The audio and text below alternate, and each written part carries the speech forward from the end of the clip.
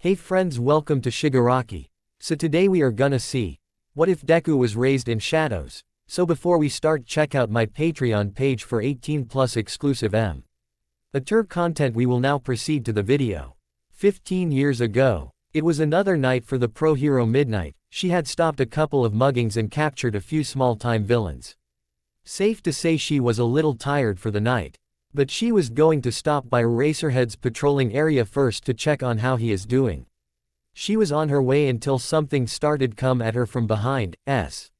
He barely dodged the first attack, which the attacker said, "Not bad, as I expected from 18+ rated hero, you don't let up."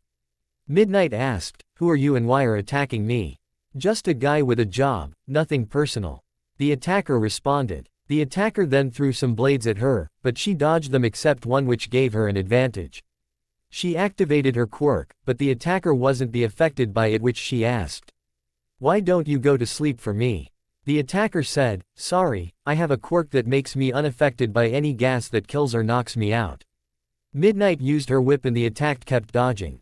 The fight was just a series of attacks and dodges until the attacker made a fake opening. Midnight took the opening, but then the attacker knocked her down and used it to pull out an empty syringe and took Midnight blood. He then said, "It's been fun, Midnight, but I got what I was paid for."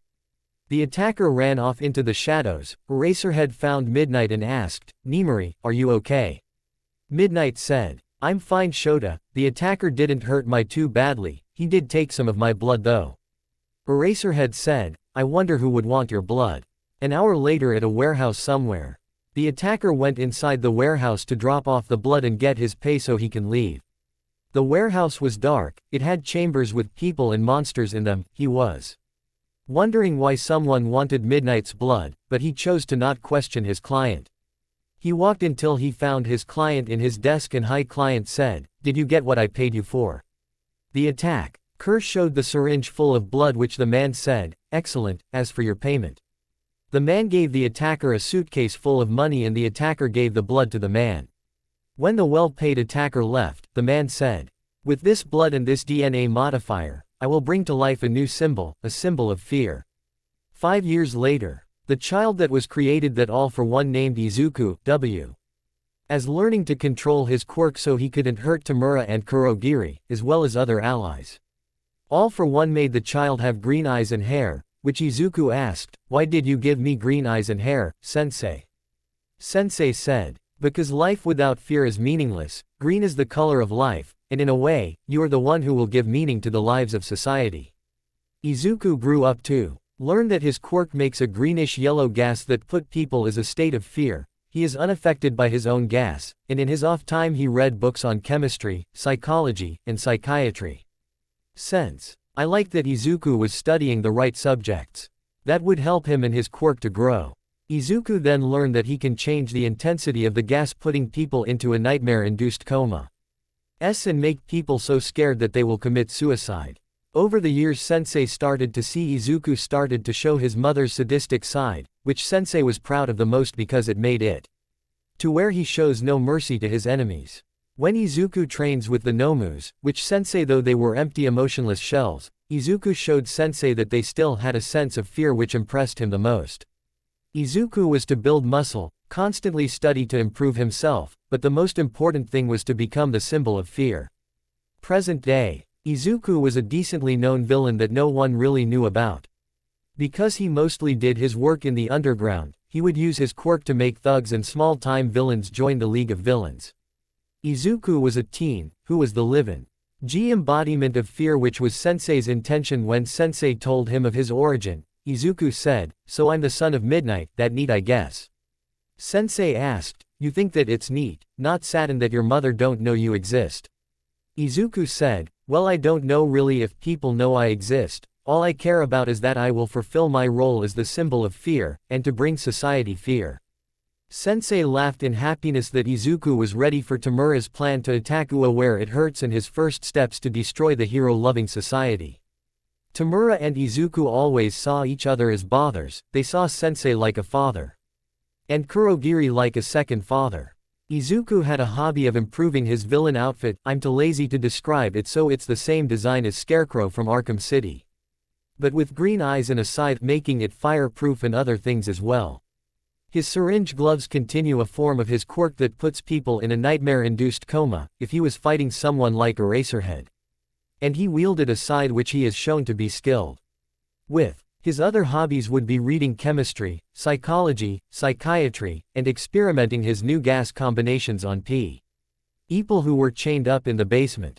He would make his gas using his quirk, then combining it with other compounds to make new fear gases that were either make a weaker or stronger version of his gas, which he would put them in gas grenade containers. Izuku was known in the underworld as Scarecrow because of his outfit, but people feared him to a point where they gave him whatever he wanted. Hichizuku found it satisfying that his dominates doesn't have to be shown for people to do whatever he asked for. 2 days before the USJ, Tamura had recruited some thugs and grunts from Jiren, but Mura thought as wasn't enough and asked Izuku, "Can you bring me some more recruits please, Izu-chan?" Izuku, in his outfit, looked at his brother and said, "Okay, I'll be back in 2 hours."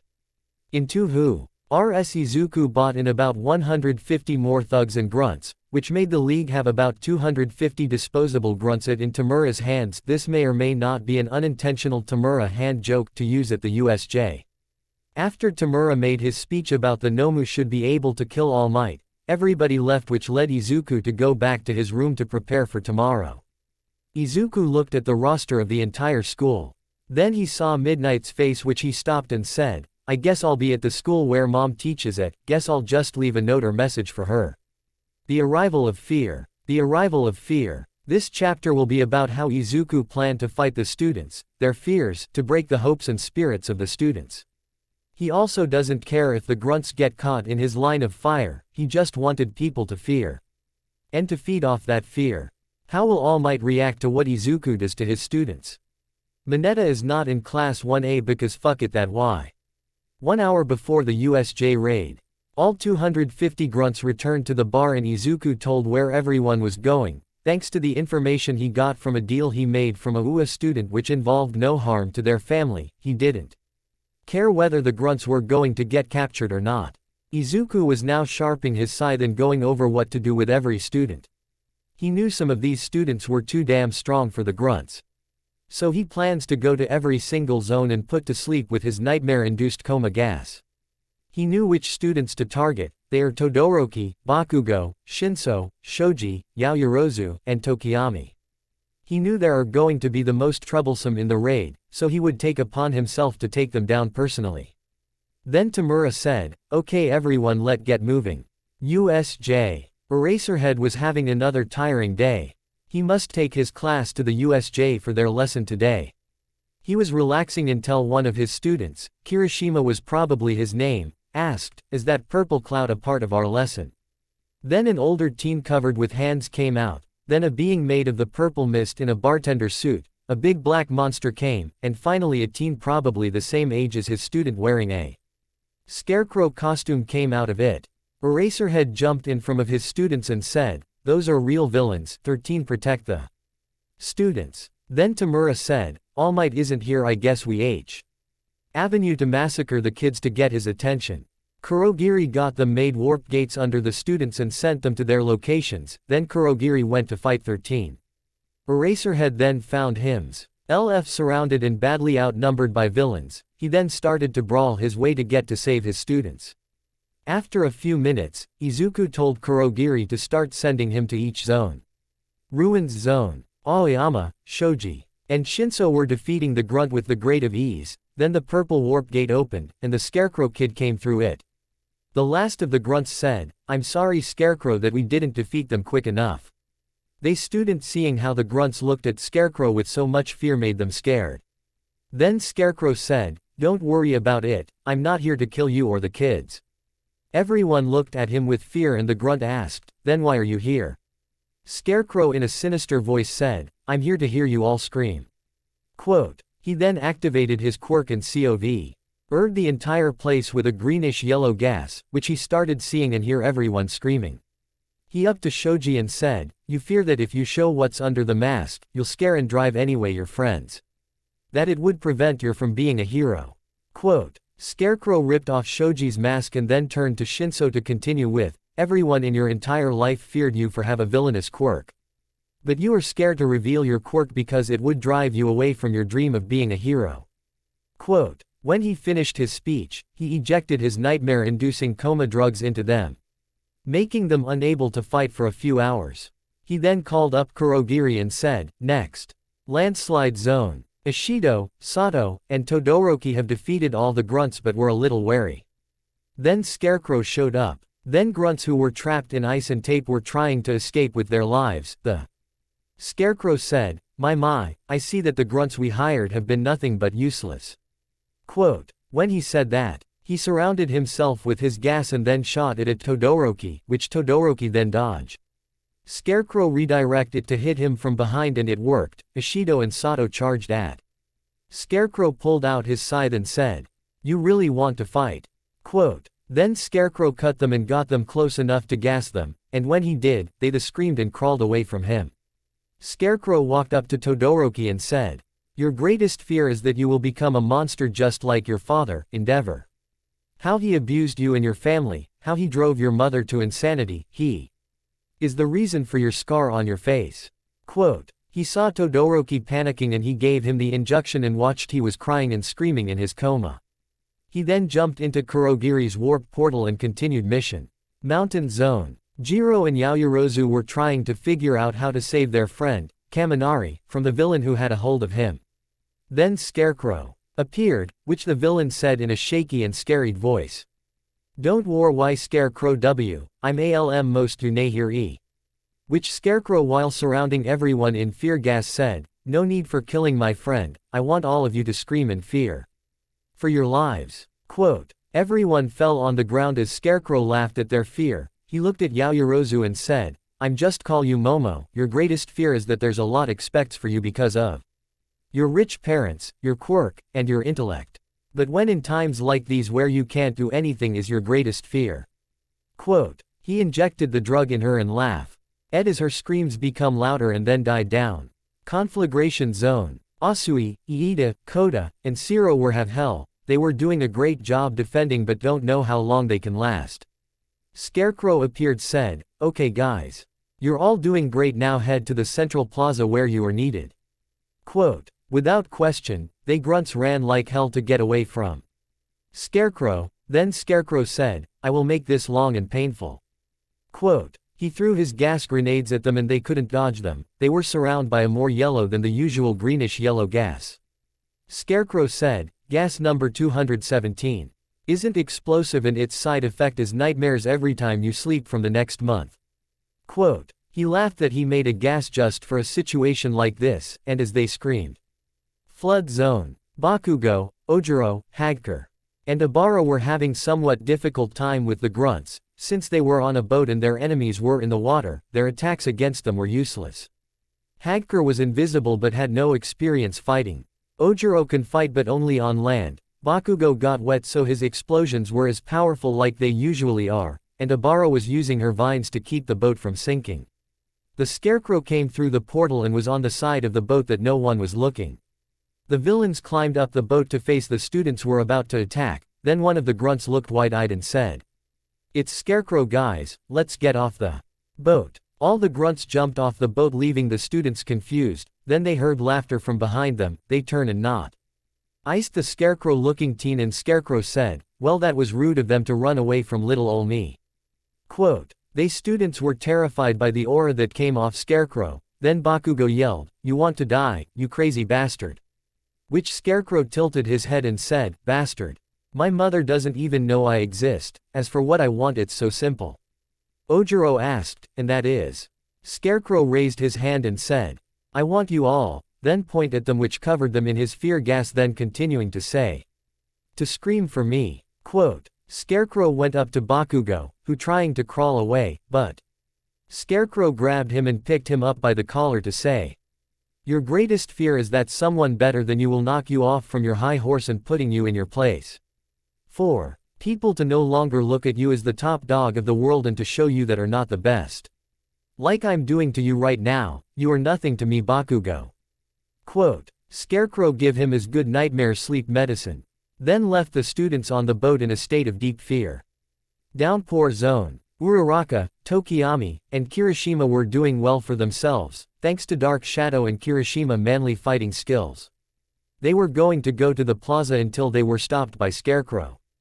Dark Shadow saw his scary aura and said, "Tokiyami, we need to get away from him." Quote, Dark Shadow was trying to get his host to move. But Tokiyami said, "Dark Shadow, this isn't like you, please explain what's wrong." Dark Shadow shouted in fear, "That is not a man, no, that is a monster, the embodiment of fear itself, and we need to run now." Quote, to Tokiyami, he never knew that his partner was afraid of anything, but he was now seeing his partner in fear and it scares him. Uraraka was already afraid of this man. But seeing the fearless Dark Shadow afraid, absolutely terrified her. Kirishima readied himself and then he was covered in red static, which Scarecrow decided to prepare for the attack. Kirishima charged at Scarecrow. Scarecrow barely dodged the first attack, but with a split-second opening, Scarecrow released some of his fear gas on his.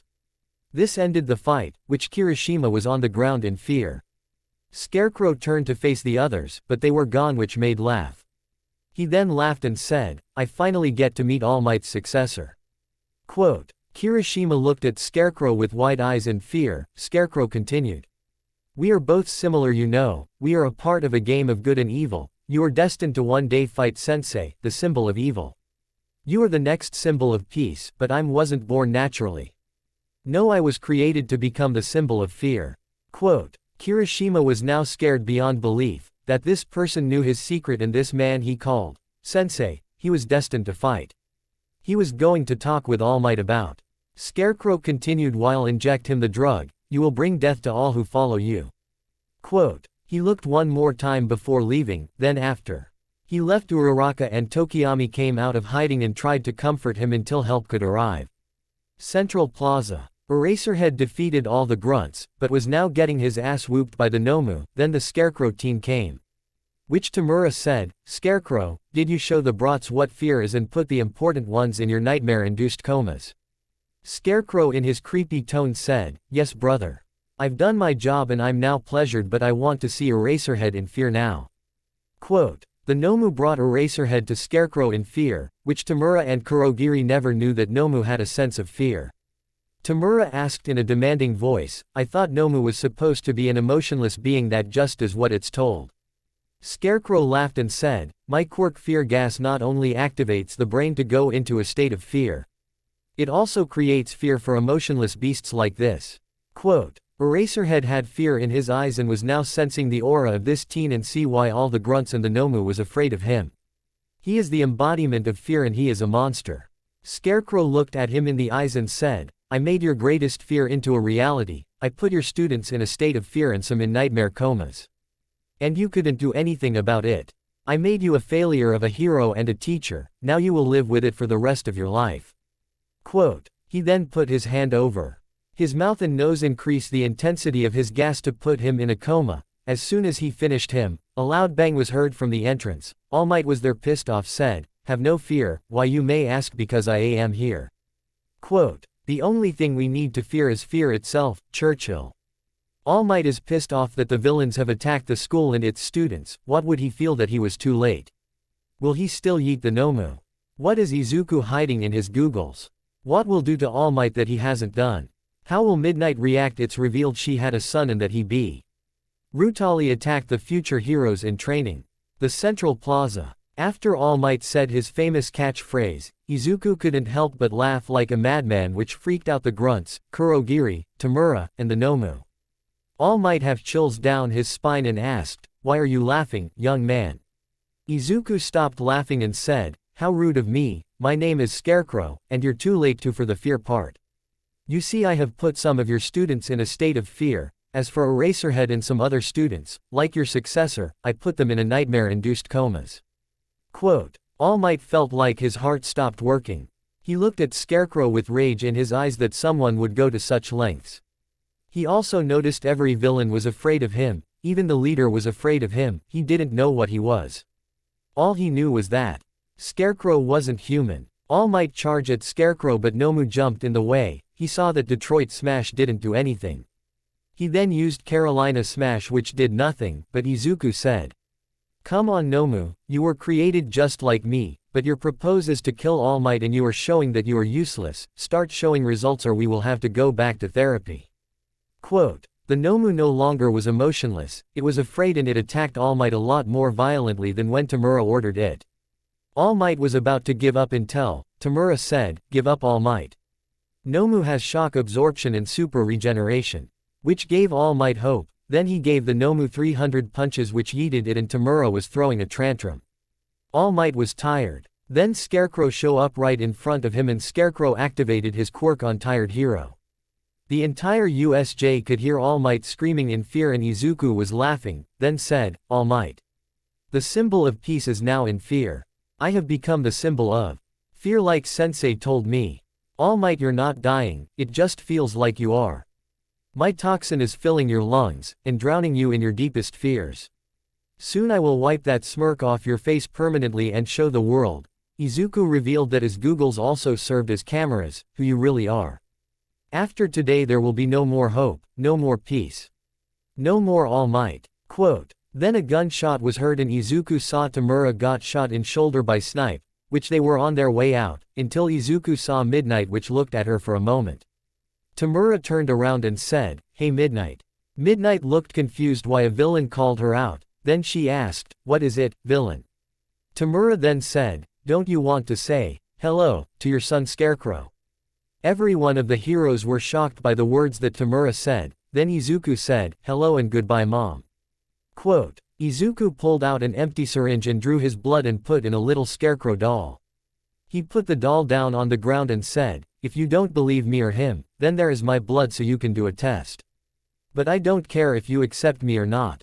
I just want you all to know I exist and this is child's play to me. Quote. Then Tamura, Kurogiri, and Izuku jumped in the warp gate, leaving the teachers to face the remain grunts. After a few minutes they got all the grunts arrested. Got the students, Eraserhead, and All Might to Recovery Girl said, I have never seen anything like this, what kind of quirk did this Scarecrow have? The teachers, in the staff meeting room were reviewing the cameras and saw Scarecrow in action. Then Nezu said, he looks like his quirk makes a gas like Midnight would, but instead of knocking people out, it puts them in a state of fear and too much of it would cause them to go into these nightmare comas. The room was silent when they heard what Nezu said, the idea that some put people in a state of fear and could possibly put them in a coma made it worse. Then Recovery Girl came in and said, I did the DNA test like you asked and the results are in. Everyone leaned in, then Recovery Girl said, Scarecrow is indeed the son of Midnight. Everyone in the room was shocked that the villain who put those kids, their teacher, and All Might in this state of fear, was the son of Midnight. But no one was more shocked than Midnight herself. It turned out she had a son that she never knew about and what's worse is that he was a super villain. Midnight stood up and said, Forgive me, I need a moment to myself. Nezu nodded his head and Midnight left the room. Recovery Girl continue, but there is some DNA modification that changed his quirk. Nezu asked, Can you explain? She then showed the documents that showed that it changed the gas compound and he has the ability to control its movement and intensity.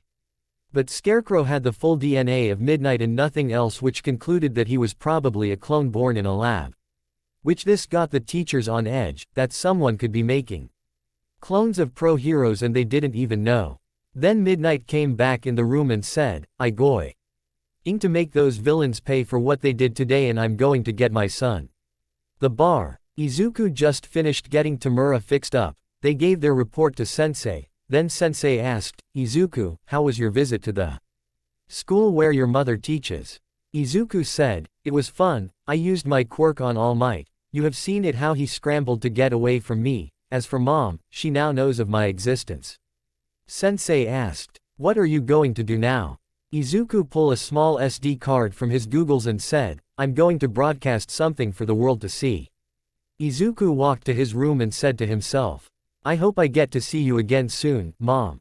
It's been a few days since the USJ. Izuku is going to go find more test subjects, also some more supplies, but what else will he find? How will are the students that just got out of the comas? He is going to make his broadcast today. How will the media reacted to Scarecrow? Will Midnight and Eraserhead get a lead on where her son can be at? A few days since USJ in an alley. Izuku was in his scarecrow outfit. He had to go to the local black market to get his shopping done. He needed more test subjects, medical supplies, chemicals, and to get more people to either join the league or at least have a partnership with the league. He first went to the slave market part of the market first. He bought 5 slaves, which they all had some sort of mental quirk that makes them harder to mentally break. He then went to the supplies part, which they had everything from medical to illegal drugs and chemicals that only the government officials can only get. He bought all the supplies he needs and chemicals that he wanted to try out. Kurogiri opened a wrap gate from where he was at to the basement to put the everything at, then on his way to find people to make them join the league.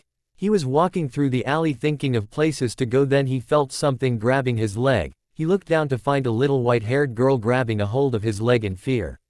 Izuku was confused what was happening. He was created to cause fear, but this girl has come to him and didn't fear, instead she was finding safety from him.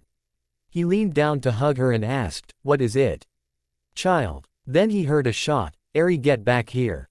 Izuku looked up and saw a man with a bird mask on his face. The man looked at Izuku with fear and said, "I know who you are.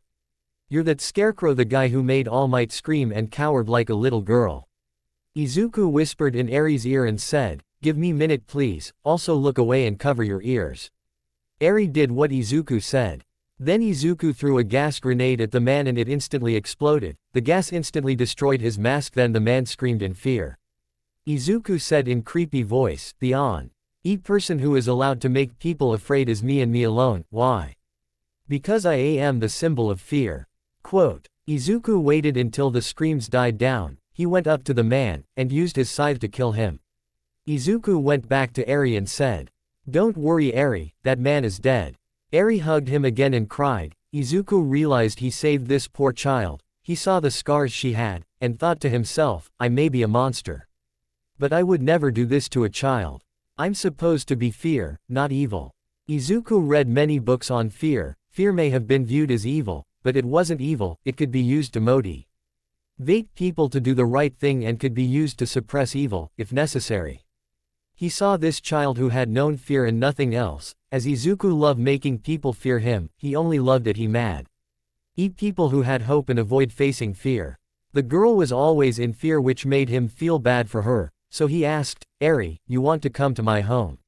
She nodded and he picked her up. He then said, "There will be some other people as well, but don't worry, they won't harm you as long as I'm around." The student who were in comas were finally awake, but they were never the same. Shoto was now more silent and distant than before. His hate for his father was stronger than before as well. He wanted to get back at his father. He started using his fire because he wanted to beat Scarecrow to prove he wasn't going to be a monster like his father. Shoji stopped wearing his mask. "I don't know what it looks like. Don't ask me." He wanted to prove to Scarecrow that he can still be a hero even if his face scared people. Shinso started to be more open with his quirk. He was starting to make friends and he didn't care about the people who say his quirk was villainous. They wanted to show Scarecrow that he was going to be a hero with his quirk. Momo was training harder than ever before, to be prepared for any situation like with Scarecrow. Bakugo woke up pissed. He wanted to beat the crap out of Scarecrow if he ever saw him again. He was now training and studying to become the best, so one day he will beat the shit out of him. Kirishima went to All Might and asked him about this symbol of evil Scarecrow was talking about. All Might told him the history of One for All and that every user is destined to come face to face with All for One. Kirishima then asked, "Scarecrow also said, I wasn't born naturally. What did he mean by that?" All Might then said, "He left his blood for us, and called Midnight, Mom, and after a DNA test, he is the genetic modified son of Midnight." Kirishima stared at All Might and said, "I thought Midnight was single." All Might said, "She still is. They made Scarecrow using her blood and modified the quirk to where instead of knocking people out, it puts them in a state of fear. She is now looking for him." Kirishima felt it bad that Midnight had a son and she didn't even know about him. That was hard on her. The fact you had a child and you didn't even know his existence was unbearable. Midnight and Eraserhead. Midnight and Eraserhead were exploring the underworld to find Scarecrow and League of Villains. They started from basic thugs, but the Why started panicking when the name Scarecrow was asked. Then they had to go deeper. The deeper they went, the more they learned that Scarecrow had a lot of power. All the Yazukas gave Scarecrow whatever he wanted, just him to leave them be. They were all afraid of him. They said that he would capture one of their men and demonstrate with quirk in a sadistic manner, to give them fear. Then they finally found a lead. One of thugs said, "You might want to go to Jiren, he knows where Scarecrow and the League are at." Eraserhead then let him go and said, "Okay, now to find this Jiren, are you sure you want to go through with this? I mean, judging by what we heard, we might not like what we find." Midnight looked at him in the eyes and said, "We need to find him and stop him and the League before they cause any more damage." The basement of the base. Izuku had everything set up for his broadcast. He got Eri some clothing from the black market in the Scarecrow fanbase department. Ever since the USJ, EV. Everything from t-shirts to posters to sides with his image on it became a thing and people bought it. He felt disguised by it at first. He then came across a pair of Scarecrow PJ and bought them on the spot for Eri. So Eri was in bed with her new PJs on, which Izuku found cute as fuck. Then he went down to begin his broadcast. The TVs of everywhere in Japan. The screen had a picture of Scarecrow Ho. LDING his side with the words in blood red said, "We interrupt this broadcast with these important messages." Then Scarecrow appeared the screen sitting in a desk and he said, "Hello Japan, I'm Scar. Ikro and I come to give you a warning and things to show you all." Quote. He then disappeared and the video of the USJ from his camera started playing. It had volume on too, showed how defenses of UA were. And worst of all, what he did to the students. The screams, how he laughed and fed off them. Then it showed All Might defeating the Nomu, which would give people some hope, but then how Scarecrow activated and made All Might crawl away from him in fear. That fear is what made people lose that hope that they had. Then the video ended, and Scarecrow reappeared and said, "This is your only warning. Abandon your hopes and dreams of being a hero or I will unleash your greatest fears." After he said that, he laughed and then the broadcast was over. The country was in chaos, then the entire world was in chaos. The entire world saw what Scarecrow has done to the students, Eraserhead, and more importantly All Might. What was worse was the world knew that Kirishima was his successor and he was destined to fight, who Scarecrow called Sensei, which raised more question on what All Might's quirk was and who is this Sensei. All Might did a brief interview to explain his quirk One for All and its history. Then explained that All for One is the one that the boy will soon have to fight. Then Nezu was forced to give up all information of Scarecrow. He had to explain that Scarecrow was the genetic modified son of Midnight that no one knew, even Midnight, about. Until the leader of League of Villains said it. Back at the bar, Tamura was laughing at the TV, seeing what Scarecrow did to humiliate Ua and All Might. Izuku walked into the bar, which Tamura and Kurogiri gave him in a round of applause for his broadcast. Sensei spoke from the screen, "Izuku, you have done a great job and threw salt in the hero's wounds. For that you have become a true symbol of fear." Izuku felt his life goal and purpose was now in his hands. He turned to Tamura and said, "I will not kill All Might, for that is not what I seek. That is your goal, to become the opposite of peace. You will become the symbol of war and I will help you get there."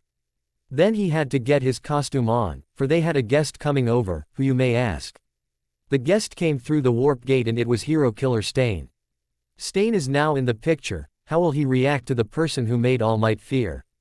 Eraserhead and Midnight are going to find Jiren. What information will he give? The UA Sports Festival is coming up. What surprise will Izuku bring to them? The bar. Stain looked around the bar. He saw the misty man who brought him here. A teen covered in hand who is the leader. Then there was Scarecrow. Stain believed that the hero society was full of fakes and All Might was the only non-fake hero in this world of fakes. Then the video that Scarecrow broadcasted that he made All Might fear and cowered. He was angry at Scarecrow, not for what did to All Might. No, there was more, just damaging All Might's reputation. It also destroyed Stain's philosophy. His philosophy was that a true hero should fight for what's right, to be a hero not for money or fame, and to smile at fear, to be fearless, which Scarecrow took from All Might. Stain released his blood intent, which paralyzed Tamura and Kurogiri, but Scarecrow laughed at him and said, "You're good, but not good enough." Quote. Scarecrow released his fear intent, which was Much stronger than Stain's blood intent. No, it crushed his blood intent. Now Stain was paralyzed in fear. Stain said, "What kind of monster are you?" Scarecrow said, "I am the symbol of fear, the on. Where people will know to coward and kneel before me. The thing that will make people protect the things they hold dear. I'm no human, that is indeed correct, I was created in a lab with one purpose in life." Quote. Stain was terrified for his life. Tamura and Kurogiri knew Izuku could produce a lot of fear intent like they saw at the USJ, but this was much stronger than the fear intent he showed at the USJ. Scarecrow said, "Ni-san. Explain to Stain why we brought him here."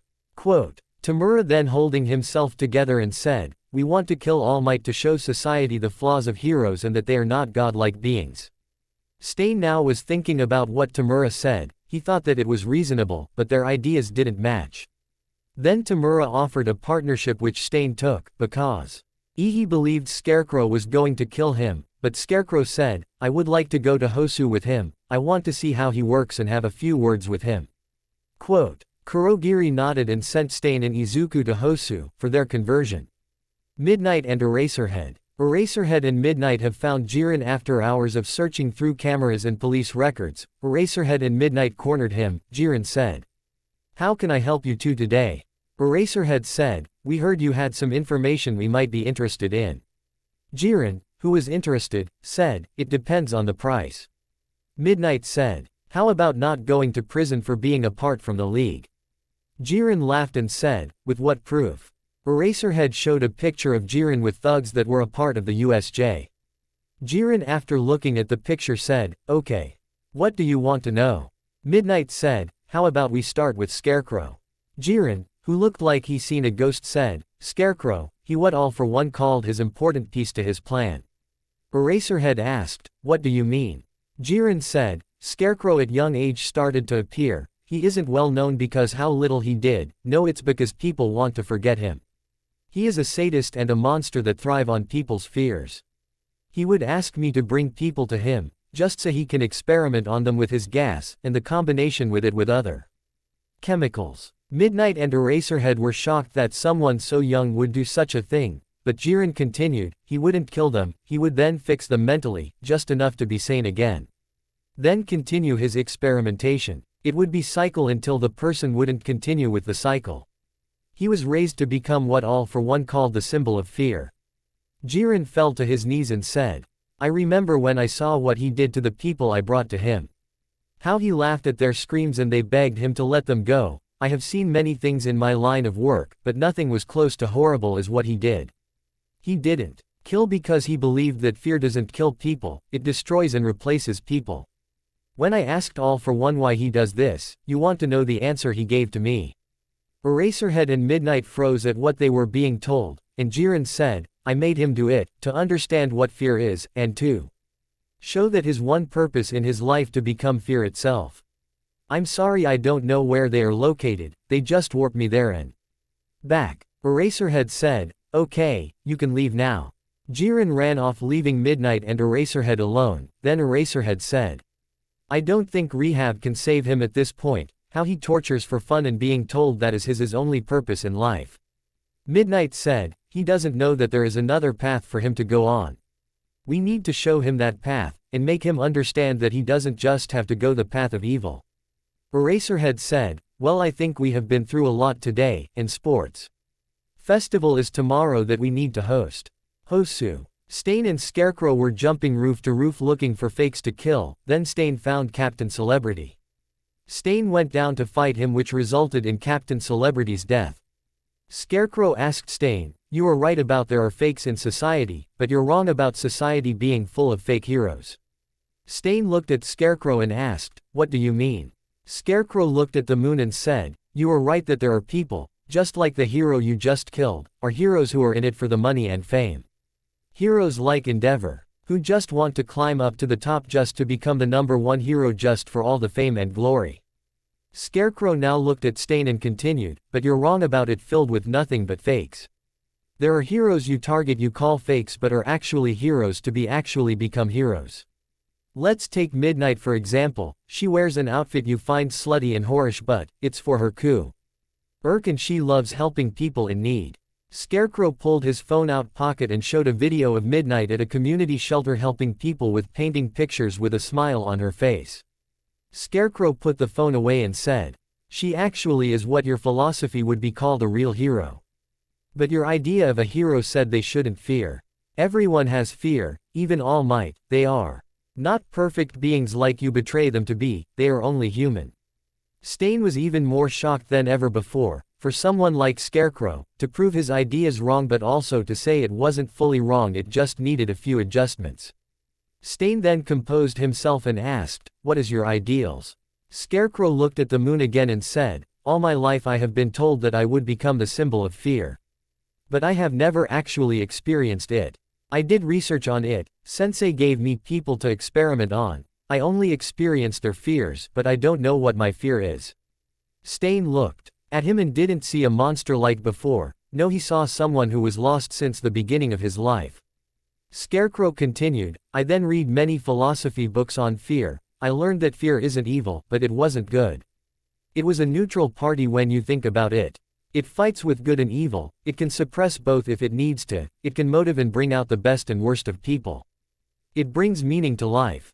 Because without it, what is the purpose of life? How do people know what is best for them in society?" Stain saw what he was saying. He was the one who makes people realize that their lives aren't perfect and safe like they want it to be. Scarecrow was in a way the truth of reality, and that people should face their fears to become a better people. He made All Might's FRS a reality to show people that even the number one hero isn't a god, and Ua needed to always prepare for the worst. Then Scarecrow said, "Well, I need to get some rest, I got a big day tomorrow." Stain asked, "What are you planning?" Scarecrow said, "Just wait and see." The next day, Izuku woke up and got in his outfit, then told Eri, "I'm going to be gone in a few hours, don't worry, I'll be back soon, my little princess." Eri looked at him and said, "You promise, Papa?" Izuku kneeled to her, put out his pinky finger and said, "Pinky promise." Eri did the pinky promise, which he headed to the Ua Stadium. Which Kurogiri warped him there and got on his phone. A person picked up and said, "I did what you asked, so can you let my family go?" Izuku said, "I promised I will leave you family unharmed." He then hung up the phone and then pulled out a remote and said, "Let's start the fireworks." Quote, Stadium. Bakugo got on stage to make his speech and he said in the microphone, "I pledge to win, but not yet that. We pledge to give it our all. To show the world and Scarecrow that we are here to stay, and to become heroes. To show that no matter what he does, we will continue our path to become heroes." The crowd started cheering. His classmates were proud of this new Bakugo, and despite what Scarecrow did to them, they now wanted to become heroes more than ever before. Then in the audio, laughter was heard. Then Scarecrow came out of the tunnels with a microphone in his hands and he said, "I love the effect I have on people, truly inspiring." Quote, the crowd was silent with fear, and then Scarecrow showed everyone the remote and said, "Now I have all of you people's attention, I'm here to bargain." Quote, Present Mike grabbed the microphone and said, "What is it that you want, Scarecrow?" Scarecrow said, "I need the best inventor this school has, so I want Mei Hatsume to come with me." Quote, All Might jumped in front of him and said, "And if we don't?" Scarecrow said, "Under every seat there is a container full of my fear toxin. But not just my toxin that puts people to a state of fear. It puts people in my nightmare-inducted comas that can last from weeks to months." Quote, no one couldn't do anything. Scarecrow had the entire stadium as his hostage as the entire country watched. Then a voice was heard in the distance and it said, "I'll come with you." Then Mei Hatsume came out of the crowd and said, "I'll come with you, but please let these people going." Scarecrow looked at her and said, "I'm a man of my word, now stand next to me if you kindly please." Quote, she then got next to him and a warp portal opened behind them.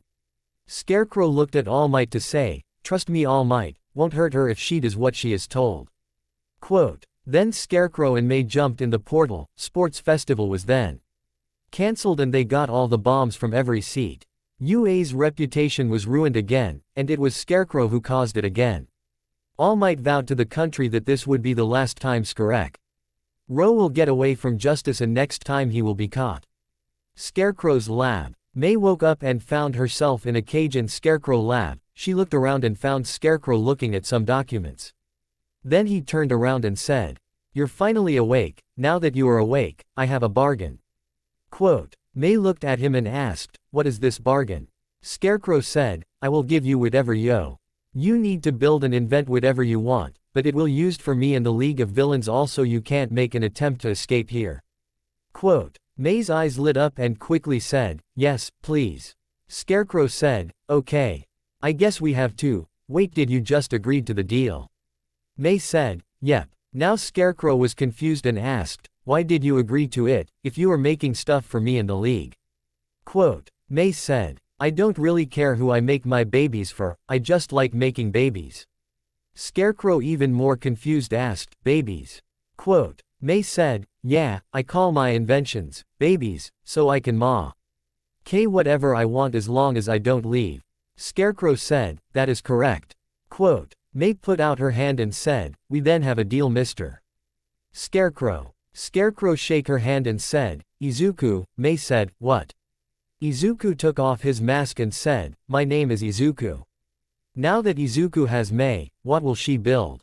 Will Stain be caught? The League is getting new members that are joining in fear of Scarecrow. But they actually want to join the League. Who will be the student of fear? What will Eri think about May? A few days after the festival, Izuku has May working on improving him outfit to best it could be without losing its scary appearance. Then the final product was complete, Scarecrow's outfit in Arkham Knight. Izuku loved it. It was lighter than expected, just like May said, which meant he can move faster than ever before. He had to put his experiments in a soundproof room because of the screaming would ruin her focus, but it wasn't much to him. He was now reading about brain surgery. Because he has always been fascinated by the brain, which Eri came down and said, "Papa, I'm here to bring your notebook you left at the bar." May looked at the white hair and red-eyed girl and thought to herself, so cute. Izuku took the notebook, pat her head, and said, "Thank you, my little princess." May, now bleeding from her nose at the cuteness of this interaction, when she first saw Izuku's face she thought he was good looking, but now being called "Papa" by the cutest angel you can find was too much. Then Eri looked at May and asked her, "Papa, who is that?" "Papa." Izuku scratched his head and said, "This is May. I kidnapped her so she can build stuff for me and League."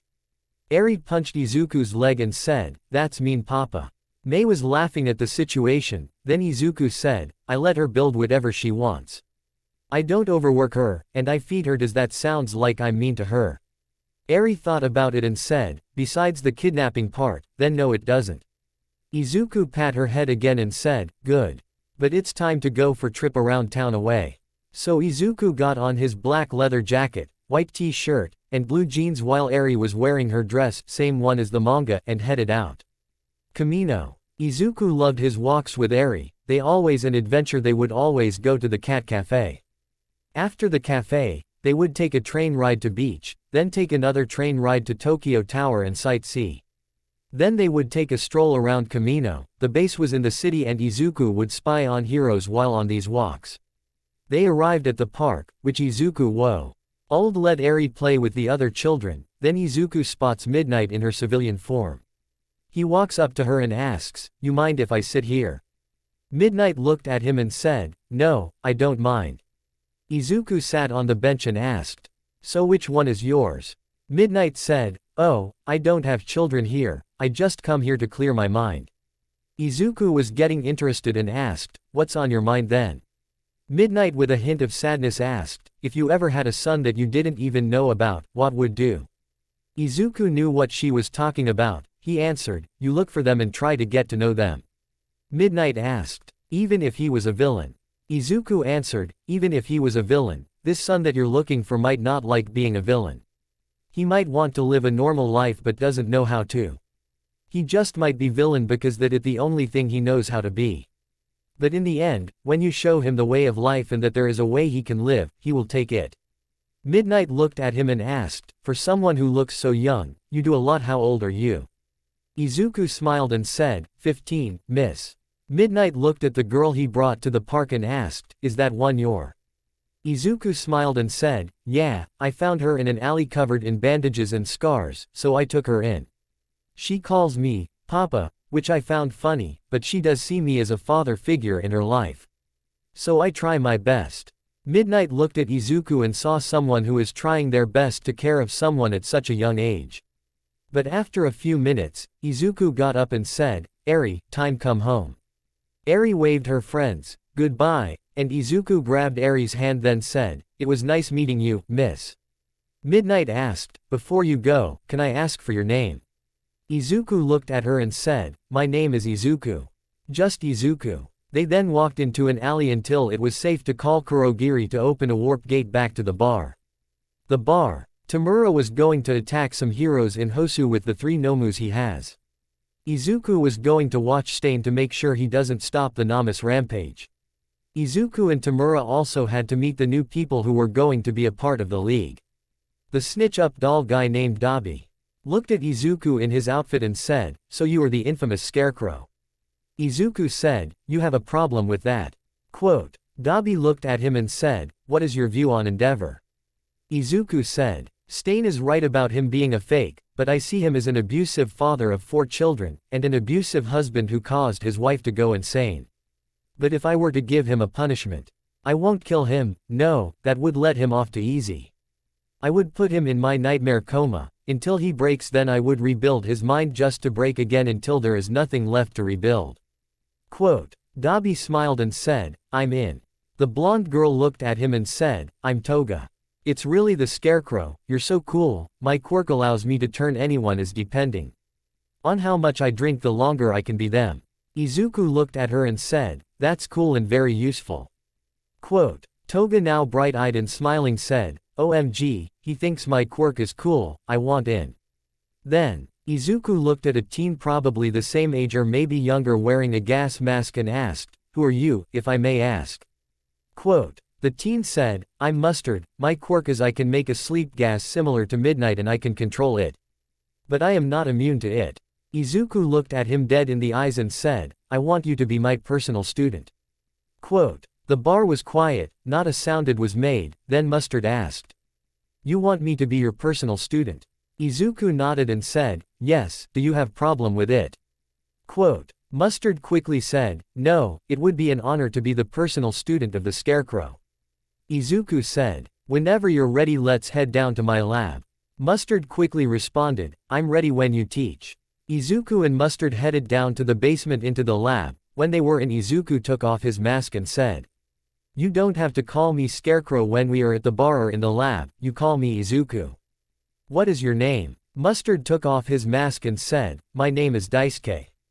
Izuku smiled and asked, "Daisuke, are you ready to learn about what it means to be fear and the wonderful gases that we will make together?" Daisuke smiled and said, "Yes I am, Izuku." Hosu. S. Scarecrow went to check on Stain and saw he was captured, then he saw one of the Nomus take Kirishima. He was about to order it to put the boy back, then he saw Stain got out of his restraints to save the boy. Stain then released his blood intent to Endeavor and the other heroes. The heroes were frozen in fear, then when Stain was about to pass out, laughter was heard. Stain in fear looked behind him. And the heroes who were afraid of Stain's blood intent, now saw Stain was in fear. They looked at Scarecrow who had released his fear intent which crushed Stain's blood intent. Everyone couldn't think or do anything. The fact that Stain was scared didn't help either, it just made it worse. Scarecrow looked at the heroes and said, "Come on heroes, didn't All Might vow this time I would be captured, well come on and do it." Quote. But no one moved, then Scarecrow said, "If no one is going to do it, I guess I'm going to take Stain with me, he is looking really tired." Quote. Scarecrow grabbed Stain and carried him to the warp gate.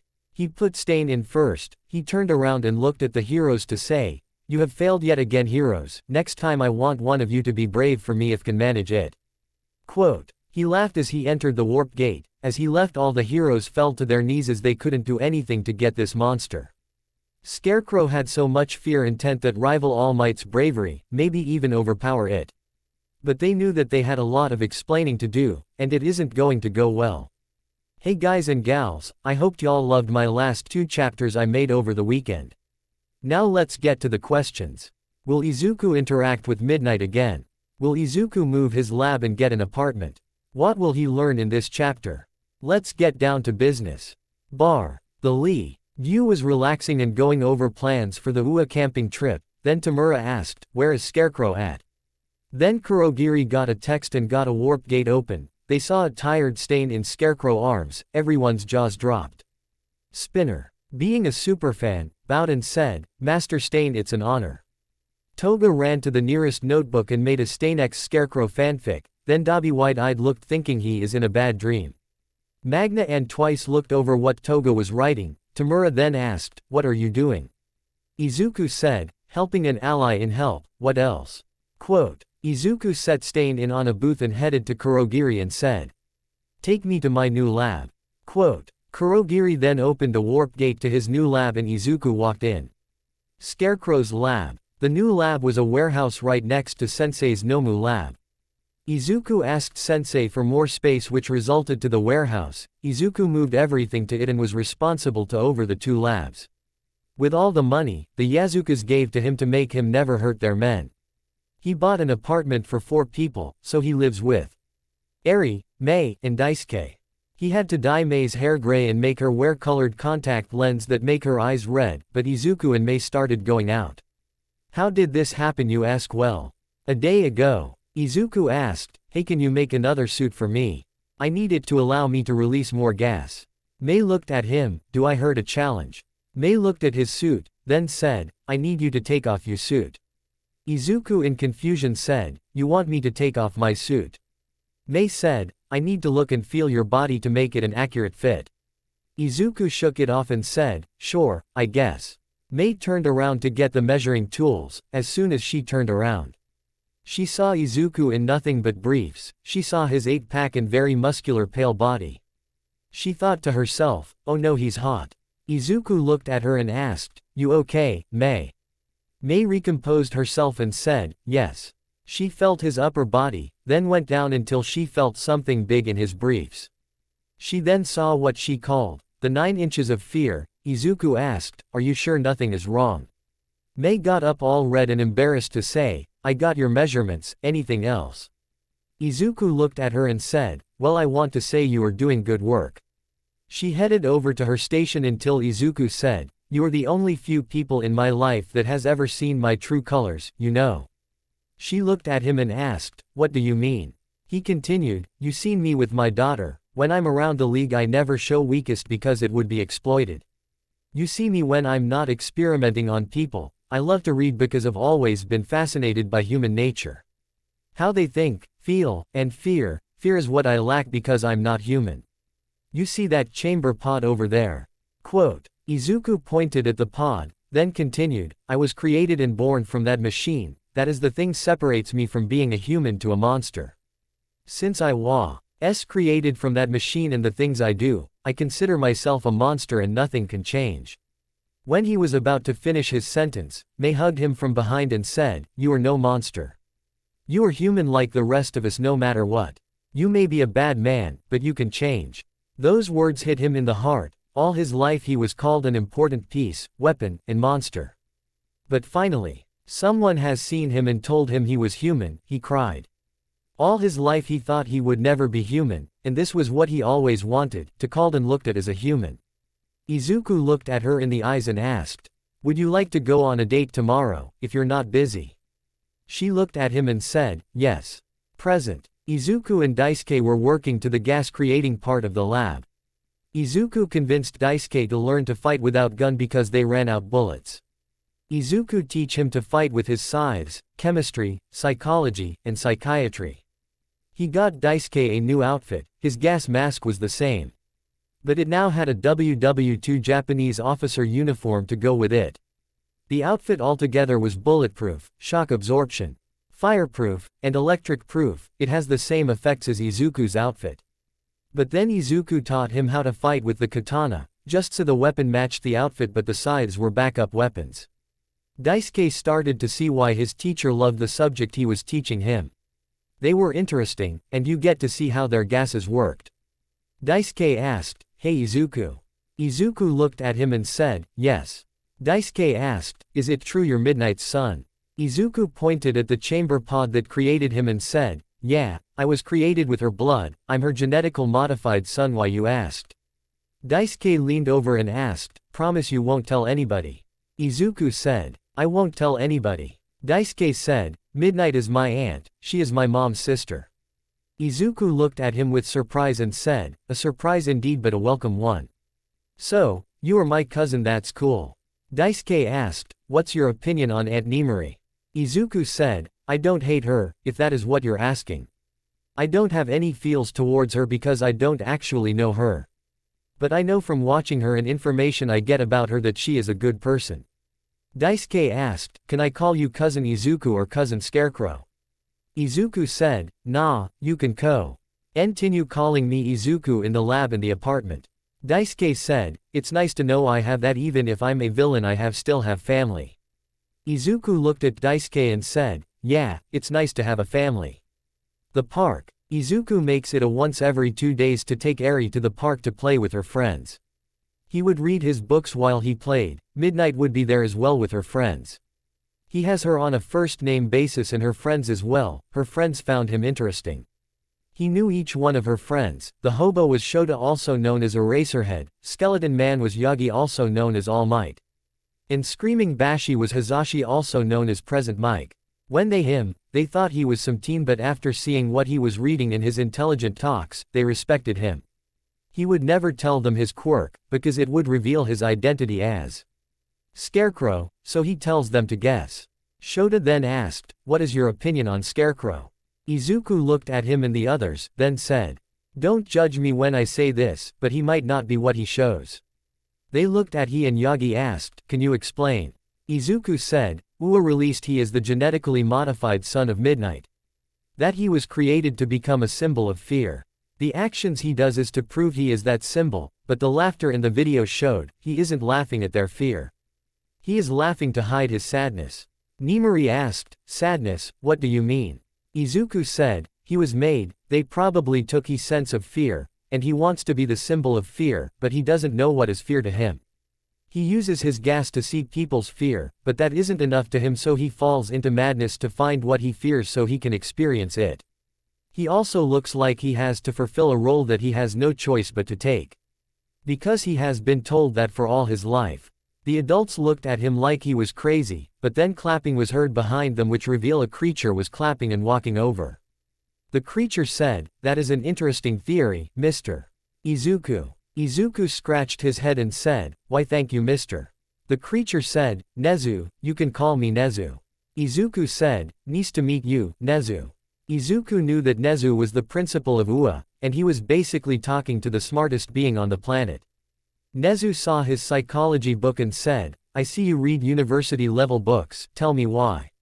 Psychology. Izuku smiled and said, "I love psychology because I love human natural, how unique everyone is and why people have feeling. I also love psychiatry because I want to understand why some people have mental illnesses and how they can be treated. The mind is the fascinating part of people and animals alike, how and why they act, live, and think."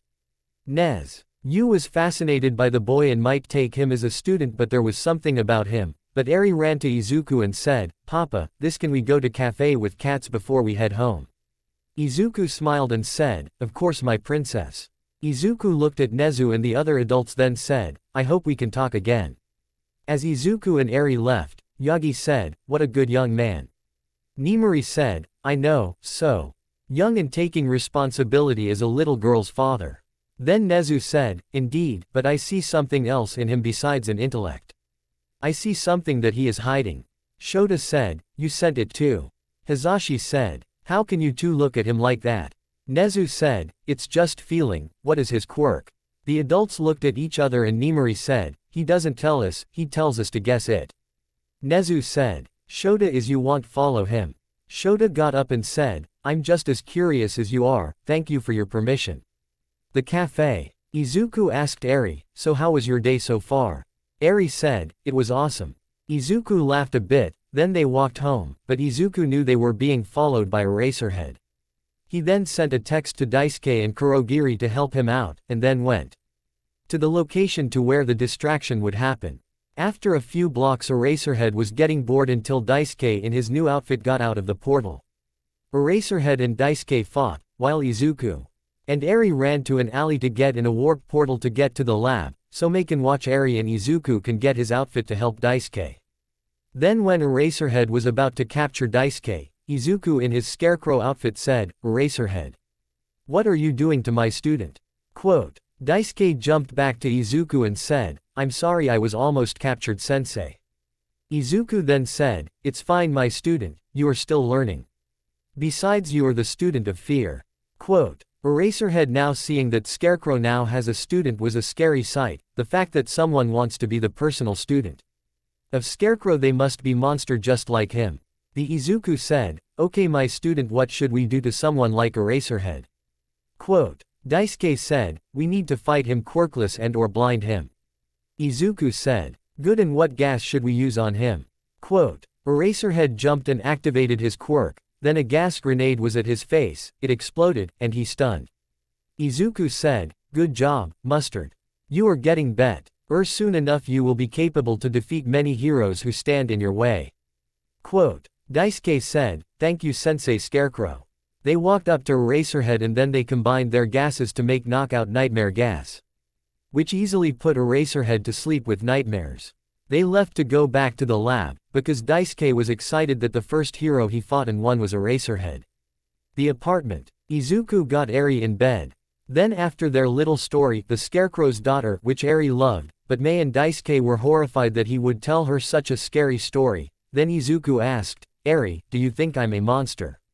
Eri said, "No papa, you're not a monster, but you are not good person. But you are the best papa." Izuku then hugged her and headed off to his date with Mei, leaving the Daisuke and Eri in bed. Mustard gets a new name. Eraserhead wakes up to find a note on him. Izuku and Daisuke are running around the city causing havoc. What will the heroes do? All Might now going to stop Scarecrow and his student. But is he ready for what Scarecrow has up his sleeve? Izuku is going to test out his trump card number 1 in this chapter. Now let's get down to business. Hospital. Shota wakes up from his nightmare sleep and notices he wasn't on the street anymore. He noticed he was in the hospital. He was surrounded by friends. He asked, "What happened while I was out?" Nimori said, "Not much, you were out for a day. We thought you were in a week-long nightmare coma." Yagi looked at his friend and asked, "What happened to you?" Shota then gave his story of following Izuku until he saw Scarecrow's student, then ended up in a fight with the Scarecrow and his student. The group of heroes were in shock that Scarecrow has a student and that they are probably planning for something big. The nurse came in and said, "We found this on your body when Ems picked you up." The nurse handed the note to Shota and the heroes looked at him in confusion. They saw their friend read the note, then he said, "This isn't good." Hazashi asked, "What isn't good?" Shota said, "Scarecrow gave this to me. It said that he and his student Night Terror are going for a trip around Musutafa to Ua. He wants to face you, All Might." The Yagi ran like the wind and turned into he All Might form to jump to Ua. Scarecrow and Night Terror were walking up to Ua, while Scarecrow was explaining to his student on why they were here. All Might landed at the gate of the school. All Might looked at Scarecrow and his student then asked, "What is the meaning of this, Scarecrow?" Scarecrow said, "I just and to teach my student just like you teach your students." Quote. Scarecrow got ready for a fight and Night Terror as on guard to make sure no one interrupted their fight. Then Scarecrow raised both his arms in the air and said, "Fear overload ×1." Quote. Just when he produced a huge cloud of his fear gas that surrounded the entire school, All Might looked up to see Scarecrow was now 2 times his own size. Scarecrow from Injustice 2, but with green eyes and mouth. He had flaming green eyes and mouth of green fire. His weapons were no longer the normal scythes he carried, they now attached to chains which were attached to his arms. To All Might's eyes he was now even scarier than before. Then Scarecrow threw his chained scythes at him, but he dodges them. Scarecrow pulled them back and one of them hooked into All Might's weak spot. When it did, Scarecrow pulled him closer, then he punched All Might in the jaw. All Might was now flying until Scarecrow used his weapons to grab him, which Scarecrow used them to slam his into the ground. Scarecrow grabbed him by the throat and said, "Okay, my student, your turn." Quote. Which then the gas that surrounded them disappeared, the big Scarecrow disappeared, and the original Scarecrow hasn't moved from his spot. Then Night Terror ran up to All Might, giving him multiple slashes with his katana. then releasing his knockout gas to put All Might to sleep. Night Terror looked at his teacher and said, "Wait a minute, this is the #1 hero in the world, I expected more." Quote. Scarecrow put his hand on Night Terror's shoulder and said, "This is your lesson of the fight. Fear can triumph both good and evil. Fear can suppress them, if they needed to be suppressed. You did good, my student." Quote. Scarecrow and Night Terror ran off in the warp portal that Kurogiri made for them. The next day, Yagi was not happy to find himself on Recovery Girl's patient bed because of Scarecrow. Nezu walked in and Yagi got up and said, "I'm sorry for the damages and that Scarecrow got away." Nezu looked at him in confusion and asked, "What damage?" Yagi looked at him and said, "The crater I caused at the entrance." Nezu said, "There is no crater, but I have something to show you." Nezu pulled up the security video and saw that All Might and Scarecrow in the cloud of fear gas didn't move, but All Might said, "But he turned huge and threw me all around like a toy, but this video is show me and him doing nothing, how?" Nezu and rest of the pro heroes were now in the room with All Might. Nezu said, "I believe Scarecrow can produce so much fear gas that he can literally play with our minds." The pro heroes were now in shock and fear that they could process it. Nezu then continued, "We listened to All Might's view and saw the video, he can play with our minds to mock. People who breathe his gas enter reality that he made. The attacks may seem real and pain may feel real but they are not. Scarecrow is now a new threat level. We are going to consider him a rank S. He has same rank as All Might's mortal enemy All for One." Yagi was in disbelief that there is a villain the world though was just as dangerous as All for One. He also believed that Scarecrow was holding back. Most importantly, he failed to capture him, which it was his promise to the world, and he blew it. In Scarecrow's lab, Mei was happily building stuff with the materials that no one could get. She knew Izuku was powerful but powerful enough to nuclear material and technology that shouldn't exist yet. That was power. He said his fear he brings to people equaled his power, which she now knows. That he has his hands in high and low places. But he would give her some gifts as well, like blueprints for future spaceships, weapons, and tools that would change the world. They grew to love each other. Then Eri would ask, "Papa?" Izuku looked at her and asked, "Yes, princess." Eri asked, "If you are my papa, then who is mama?" Mei turned around and said, "Can I be you mama?" Izuku said, "Mei is now your mama." Eri jumped to Mei said, "Yeah, my mama." Izuku with a smirk said, "Would mama like to give papa a kiss?" Mei said, "Maybe tonight if you're good." Izuku said, "Let me just check my schedule really quick." Izuku went to Daisuke in the gas lab and said, "You can have the night off, you can do whatever you want." Daisuke asked, "Does that mean I can make new gases and or hang out with the rest of the league?" Izuku said, "Sure. Just clean up the lab when you are done." Daisuke, since Izuku took him as a student, loved making new gases, the many possibility he can make, and he learned that if he used his gas to make a new gas, he can control it. The new sleep nightmare gas, the labeled S and N, was a gas made of his and Izuku's gases. It meant that they can both control it. Daisuke informed the league of his new name, which they accepted. But the league praised him for defeating Eraserhead. When Izuku and Daisuke told them they just kicked All Might's ass, Tamura was pissed and he was yelling, "Why didn't you two bring me?" But to the rest of the league, Daisuke gained respect, and beating All Might in front of UA was the icing on the cake. He wanted to be a hero, but when facing robots at the entrance exam, he was useless. And it angered him that the exam was unfair to people with non-flashy quirks. He wanted revenge, so when he and Izuku beat up All Might in front of UA, he felt great, like his revenge was fulfilled.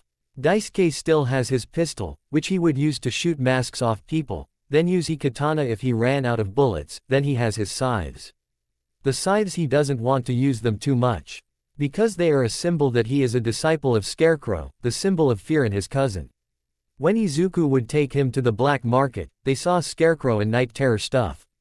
Daisuke looked in shock that people bought stuff with him on it, and they looked to see their ranks. Izuku was impressed that he was the same rank as Sensei, and Daisuke was jumping in joy that he was a rank of villain, which was under Izuku. But now he was getting on his uniform and going to the bar to listen to what the league has to say for Izuku. As much as Izuku likes his brother, they didn't fully see each like actual brothers. Tamura saw him as a tool to kill All Might, and Izuku saw him as a big man-child. If anything, Izuku saw Daisuke more of a brother and a student than his cousin, but Izuku just kept telling himself, he's still learning, he's still capable of being the symbol of war. Izuku then told Mei that he will send her back to Ua, but she can still come to the lab and to the apartment. But only after a few weeks. After their last night together, a capturer and hostage, he got Kurogiri to drop her off at the gates of Ua. After a few weeks of interviews and recovery, like she needed it, she went back to Izuku and continued to work at the lab. Izuku would even show up to school to pick her up on his motorcycle. The teacher who knew Mei's new boy friend thought what he does was cute and romantic. Nezu has been trying to keep eye on Izuku but for some reason couldn't keep up with him. Nezu decided to meet Izuku at the park like he likes to do. He went to the park to find Izuku, Mei, and Eri all together like a little family. He came up to them and said, "Hello Mr. Izuku." Izuku said, "Hello Nezu, nice to see you on this beautiful day." Nezu said, "I agree with you there. Mei, it's good to see you recovered for your situation, and it's always good to see you too Eri." Everyone was smiling. Then Izuku asked, "Is there anything I can help you with?" Nezu asked, "Can you come to Ua tomorrow? I would like to test you on something." Izuku looked at him in concern and asked, "Can I ask you what I am being tested for?" Nezu said, "I'm looking for a personal student. Someone with intelligences, and you fit the requirements, but I got to test you first, do you accept?" Izuku said, "I will accept your request, but who will take care of Eri?" Nezu said, "You can bring her with you. And her meals will be free." Izuku said, "I will see you tomorrow."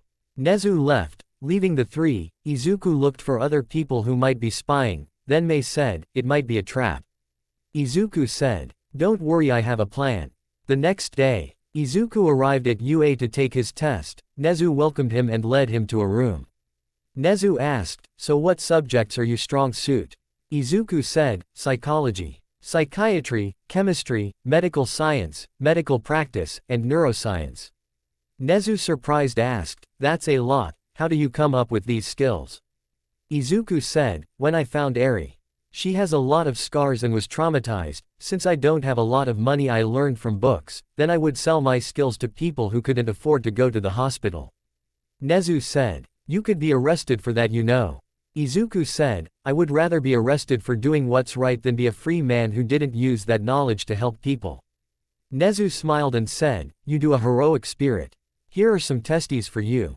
After a few hours, school was over and Izuku finished the last of the tests and he left to take Mei and Eri home. He told Mei how easy the testies were. He then went to Sensei and told him what was doing. Sensei applauded him, and he told the rest of the league. The next day, he went into Nezu's office where he, Yagi, Shota, Nimari, and Hizashi congratulated him on passing. Nezu asked, "Now I know it's a little personal, but what is your quirk?" Izuku smiled and said, "My quirk is not having a quirk." Everyone, except Nezu, jaws fell to the ground in shock. Izuku told them he was quirkless and Nezu said, "This is a surprise, I must say." Izuku said, "But a welcome one, don't you agree?" Nezu said, "Indeed it is." Izuku knew in his mind that he was going to have fun playing this witch hunt the pros were having to try to catch Scarecrow, but little did they know that Scarecrow was now with them. Izuku couldn't help but laugh a little bit as he took Mei and Eri home. Izuku is now a teacher student of Ua. How long can he pretend to be quirkless? How did he really do on the tests? Which class is he going to help and what is his first lesson? What does he and League have plans for the training camp? Let's get down to business. Ua staff room. All the teachers were in the room waiting to see why they were called in. Then Nezu spoke. "I see you all are wondering why I called you all to this meeting." The teachers nodded and Nezu continued, "I called you all here to show you all my new personal students' scores. You might find them unexpected." The teachers looked at the test scores and were shocked to see how high he scored in many subjects. He has near perfect scores for every single test.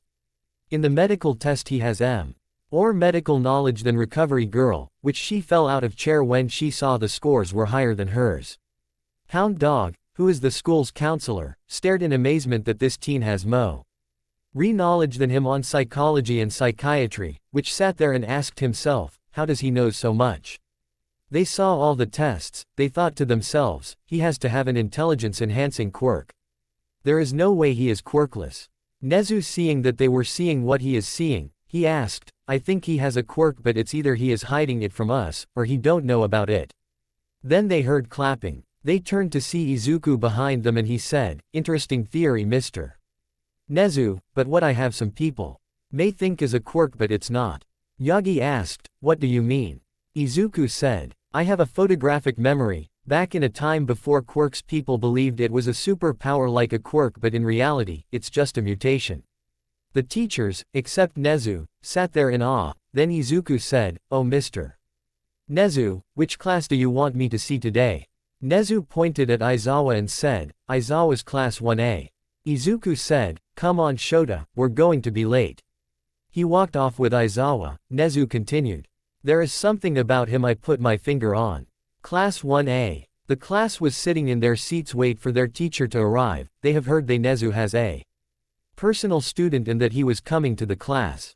They were wondering who he was. Then the door opened, revealing their teacher and a teen their age with green eyes and hair. The teacher said, okay class, this is Izuku. He is Nezu's personal student and he is going to help you with anything you need help with. Izuku smiled and said, hello class 1A, I hope we get along. They class had no idea what to think. They thought he was going to be older, but instead he was their age and he was good looking. The Bakugo jumped out of his chair and said, is this a joke? What can he teach us? He is the same age as us. Aizawa was about to say something until Izuku stopped him and said, it's okay Shota, and as for you Bakugo, put on your hero outfit and meet me at Gym Gamma. Aizawa looked at him and asked, what are you going to do? Izuku looked at him and said, if there is one thing I found important in life, it's that sometimes you just got to show superiority by force. Gym Gamma. The C-class were in the monitoring room to watch Bakugo fight Izuku. They don't know what to expect from Izuku. Izuku got on a light black top and shorts. He carried a staff. The student didn't know what to think about. He is coming in with light armor, but the girls was his muscles and thought, oh dear god, he's hot. Bakugo saw Izuku with one weapon and no real armor, then he yelled, am I a joke to you? Izuku said, no. I was going to take you seriously until you made that rude comment in class, so I have to teach you a lesson. Then a buzzer went off. Bakugo shot off an explosion, but Izuku jumped out of its way.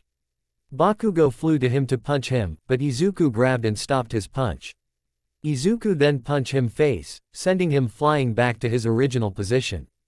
The class in the monitoring room stood there in amazement that Izuku was absolutely beating up Bakugo. Their strongest classmate was getting destroyed.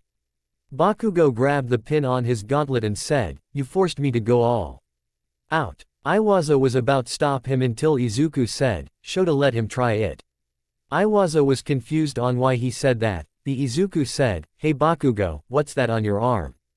Bakugo looked at his arm, then looked up to find Izuku right in front of him. He was about to raise his arms to defend himself, but Izuku hit both his arm in a way that dislocated them. Bakugo now couldn't use his arms, which then Izuku punched him in the face so hard it knocked his bitch ass out. The class looked in shock that someone beat up their strongest classmate with ease. Then Izuku looked at the camera and asked, so class, what did you learn today? Momo spoke up and said, to never disrespect you, and to never lose focus. Izuku clapped his hands and said, great job Momo. Now that we made ourselves know, we can move on to our next lesson back in the classroom, but first let me get Bakugo to recovery girl. When Izuku came in the classroom, he saw Iida raising his hand and Izuku asked, yes Iida. Iida asked, I will. D like to know what your quirk is if you don't mind. Izuku said, that is you all to figure out. If you figure it out by the end of the week, I'll give you a free A for your final exam. It was the end of the day. Izuku got his motorcycle to drive Mei and Eri to his home. The students of class 1A were amazed by Izuku. The boys liked Izuku and thought he was cool, but the girls were thinking about how hot he was and were sad that he was taken. The teachers looked at the fight video and were impressed by Izuku's amazing combat ability. The female teachers, when they saw his body, oh God have mercy on this teen. Izuku kept thinking to himself how funny it was that imagine when they learn he is Scarecrow. The bar. Izuku got in his outfit and brought his information about the training camp that UA hold every year. The only people in the league who has seen him without his outfit were Tamura, Kurogiri, and Daisuke. No one else knew what he looked like under the mask. Izuku had very little trust in everyone else. Toga had a stalker attitude and she was a psychopath, which he already doesn't trust her. Spinner and Dabi haven't revealed their stories, so Izuku felt like doing the same to them, but he doesn't hate them. Mr. Compress and Magna maybe. One day, they were nice and trustworthy. Moonfish and Muscular, hell no, they are monsters even though he is a monster, monsters never trusted monsters. Tamura was explaining the new Vanguard Action Squad which Izuku did like how well balanced it was. He knew that his student had an important role and had to be ready to help him when necessary. Izuku was the leader of the squad. He knew it might be difficult to lead some of these idiots, which is why he made Daisuke and Dabi his right-hand men. Izuku already told Nezu that he was going to visit some plans for week of the training camp, so he was free. Tamura said, I want that Bakugo kid, I want to make him a villain. Izuku looked at him and said, are you fucking serious? Quote. Tamura at him with surprise and asked, what the hell do you mean, are you fucking serious? I want him. Izuku said, I have seen and fought him personally, he is a short-fused little shit that wants to be hero more than anything. You are best off getting Todoroki. I will give you reasons why. First, he has manners, he has a grudge with his dad, the number 2 hero, he is more willing to join than that asshat you want. Finally, he has a more powerful quirk if he actually uses it to its full potential. Quote. After a while, Sensei asked Izuku to come to him, he then told Izuku in their private meeting to let Tomu Ra learn from his mistakes, which Izuku now realizing his plans. He went back to the bar and said, fuck it, let's that little bitch. Quote. Izuku and Daisuke went to the lab and told Daisuke what Sensei told him. Daisuke said, okay. That sounds reasonable, but you want to place bets on how it goes. Izuku smiled and said, he is going to act like an animal until he sees me and maybe he will listen but will still act like an animal. Daisuke said, I bet he will act like an animal the entire time until we knock him out, and we have to torture him to calm him down. They shook their hands to their bet. The loser will clean the lab for a week, which was a fair bet. They sharpened their weapons and Daisuke brought 2 pistols because just in case, but the katana inside were definitely coming. When the squad was ready, Kurogiri opened a portal and Izuku said, okay, let move out.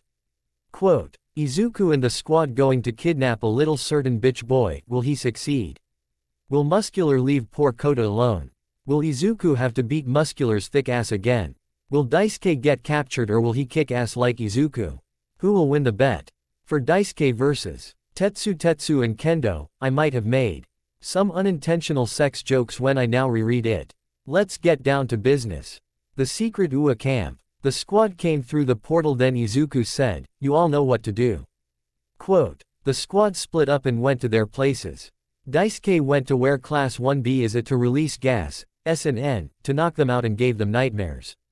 He made the gas whirl around him to sense if someone was going to charge and to fight him. He pulled out both pistols and began waiting for someone brave enough to attack Night Terror. Izuku went to a cliff to get a good view, until he found Muscular talking to a kid. It looked like he was scaring the kid. Which Izuku said, Muscular, what the fuck are you doing?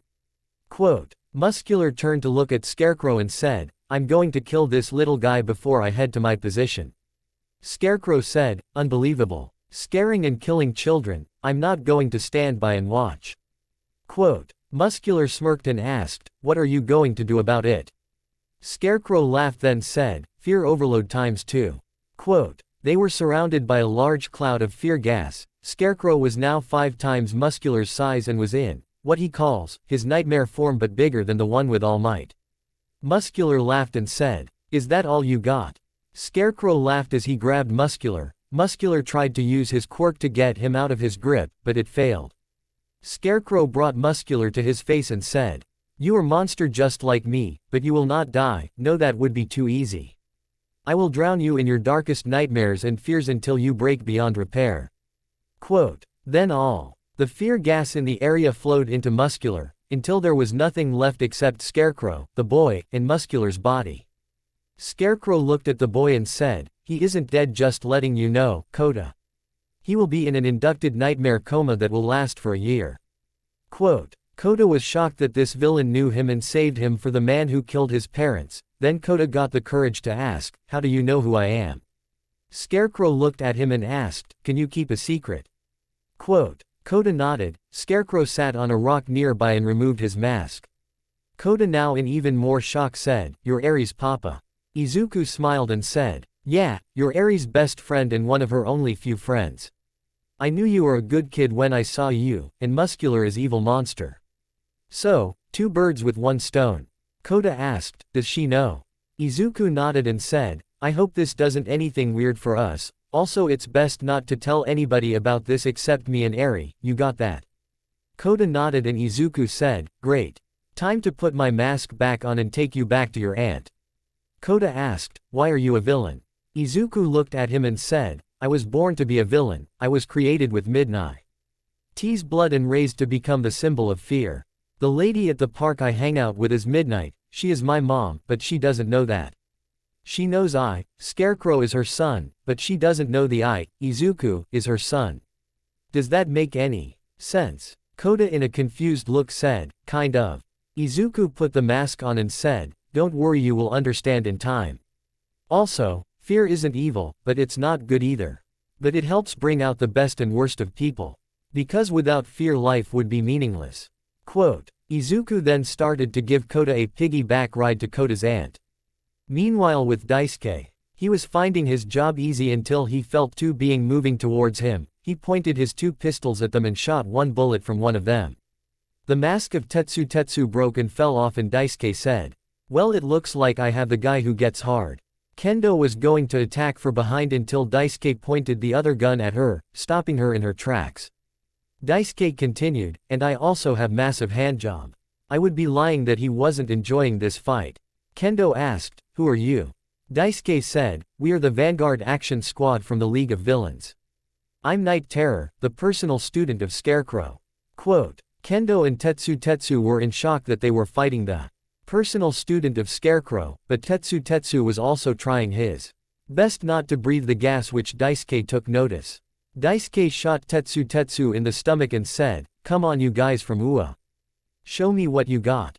Kendo swung a punch, but Daisuke dodged it. Then Kendo made her hands huge, which Daisuke knew what she was planning.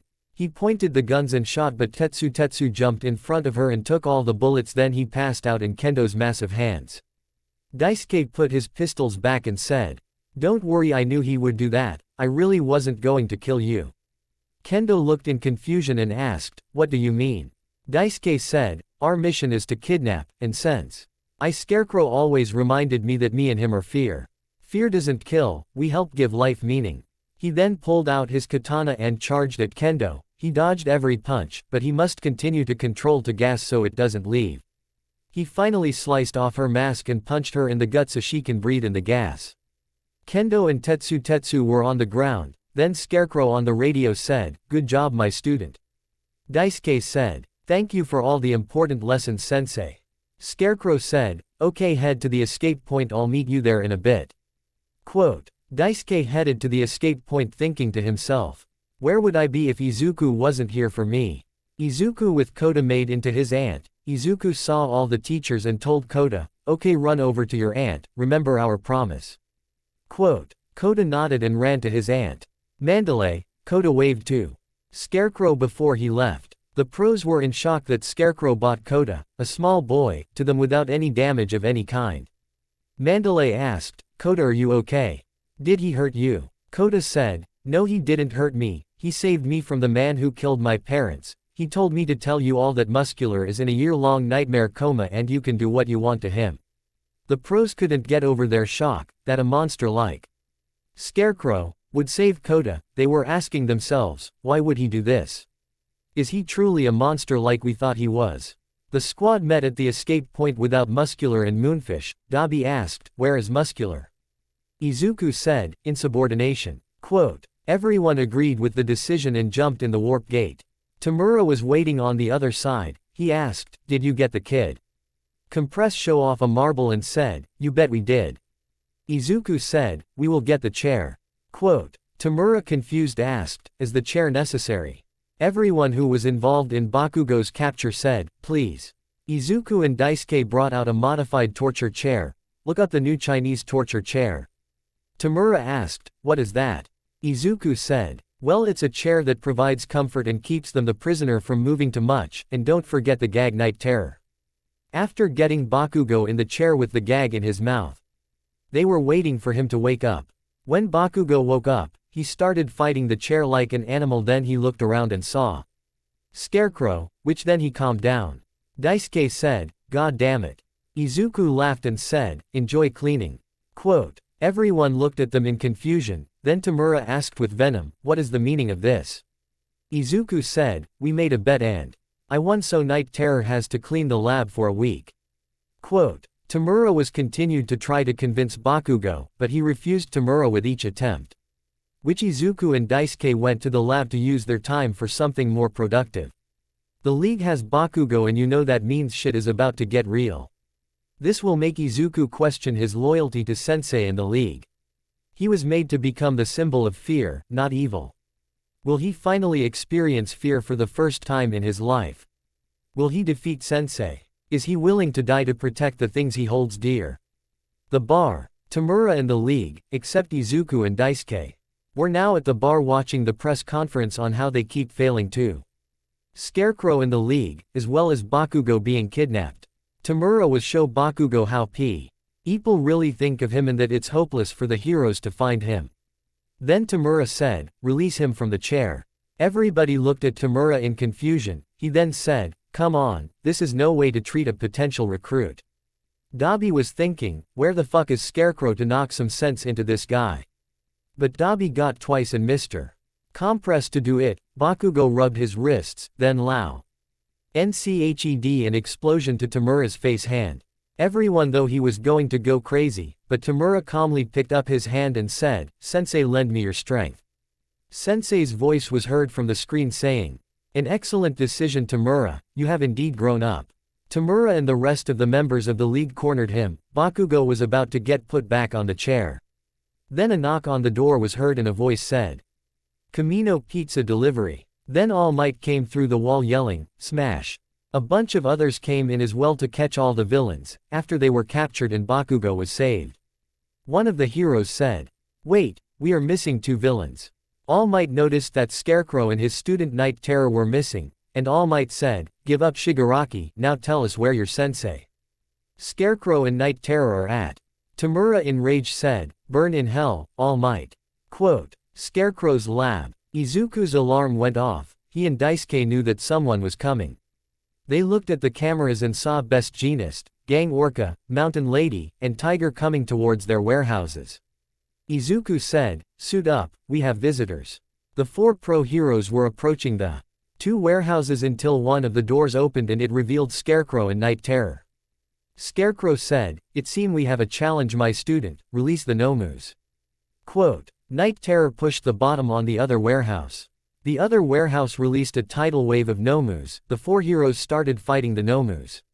They all stopped in front of the heroes and Scarecrow said, before we fight, Tiger, would you like Pixie Bob back? Because Sensei is done with her. I didn't do anything if that is what you're about to ask. Scarecrow carried Pixie Bob in a bridal carry to Tiger and said, come on, take her. Quote. Tiger came up to Scarecrow with caution to get Pixie Bob. When he got her, Tiger said, I will kill you next time I see you. Scarecrow laughed and said, it would be an honor to be killed by someone brave you. Quote. When Tiger left, Scarecrow commanded the Nomus to attack, which the heroes captured all of them. Then Best Jeanist started controlling the clothes of Night Terror and Scarecrow. But Scarecrow and Mustard released a huge cloud of their combined gases, knocking them out. Then Sensei appeared and said, I see that you two defeated those three with ease, but I'm going to bring the rest of the league here. Sensei warped a few Nomus to the bar and brought the rest of the league to the warehouses. Tamura bowed to Sensei and said, I have failed you, Sensei. Sensei then said, don't worry, Tamura. All you need do is to learn from your mistakes. Then All Might came from the sky and attacked Sensei. The ground around them was shaking. Sensei threw All Might back and quick. Kaylee warped everyone except Scarecrow and Night Terror. He then said, I need you two to help me defeat All Might once and for all. All Might came back, and other heroes started showing up. Scarecrow. And Night Terror started making their gas combination and throwing the other gases at them. Izuku then pushed a button on his wrist.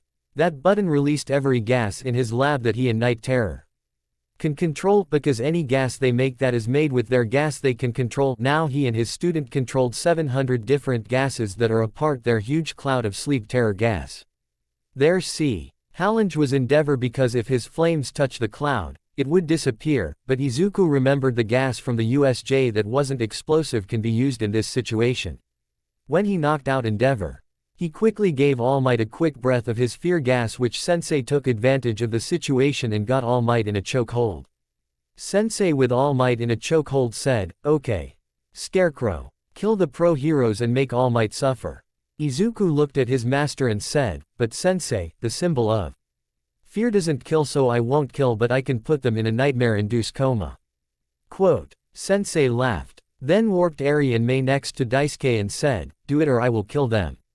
Izuku was in shock. Sensei is telling him to kill people in front of his girlfriend and daughter, and if he doesn't, he will kill the only people he truly cared about. All Might looked up and said, "Scarecrow, I know you think you were made just for one purpose in life, but you're not." Then Midnight appeared on top of the hill. She heard what All for One told him. In his response, she yelled, "My son, you don't have to do this." Izuku looked at her and said, "Mom." Quote. Midnight continued, "Even after all the things you do, you don't kill because you have morals. Which that is what makes you a human. Even if you were made to be a tool, you are still human and my son." Izuku looked at her in shock that even after everything he did, his mother still accepts him as her son. As for All Might, the man whose reputation he keeps destroying, believes he can do the right thing.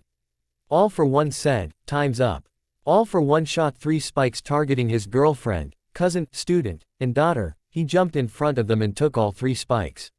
For the first time in his life he finally felt fear, fear of losing the ones he cared about the most. Instead of running away from his fear, he faced it and protected the things he cared about the most. The world watched as Scarecrow protected his student, girlfriend, and his princess from death. All for One said, "Shame, he was almost perfect." Then Izuku yelled with all his heart, "Fear overload times 10. Quote. The fear gas cloud covered the area. Everyone inside the cloud was wondering where Scarecrow was at. Then a giant hand came from the sky, that scene in Arkham Knight where Scarecrow gets huge as hell and remove All for One from All Might. Then Scarecrow face came to view as he brought his former master to his face. Izuku said, "You were about to take my everything away from me, for that I can never give All for One." Quote. Everyone, including All for One, was scared because the fact he was calling All for One by his name. Izuku continued, "I'm the symbol of fear. Fear doesn't kill.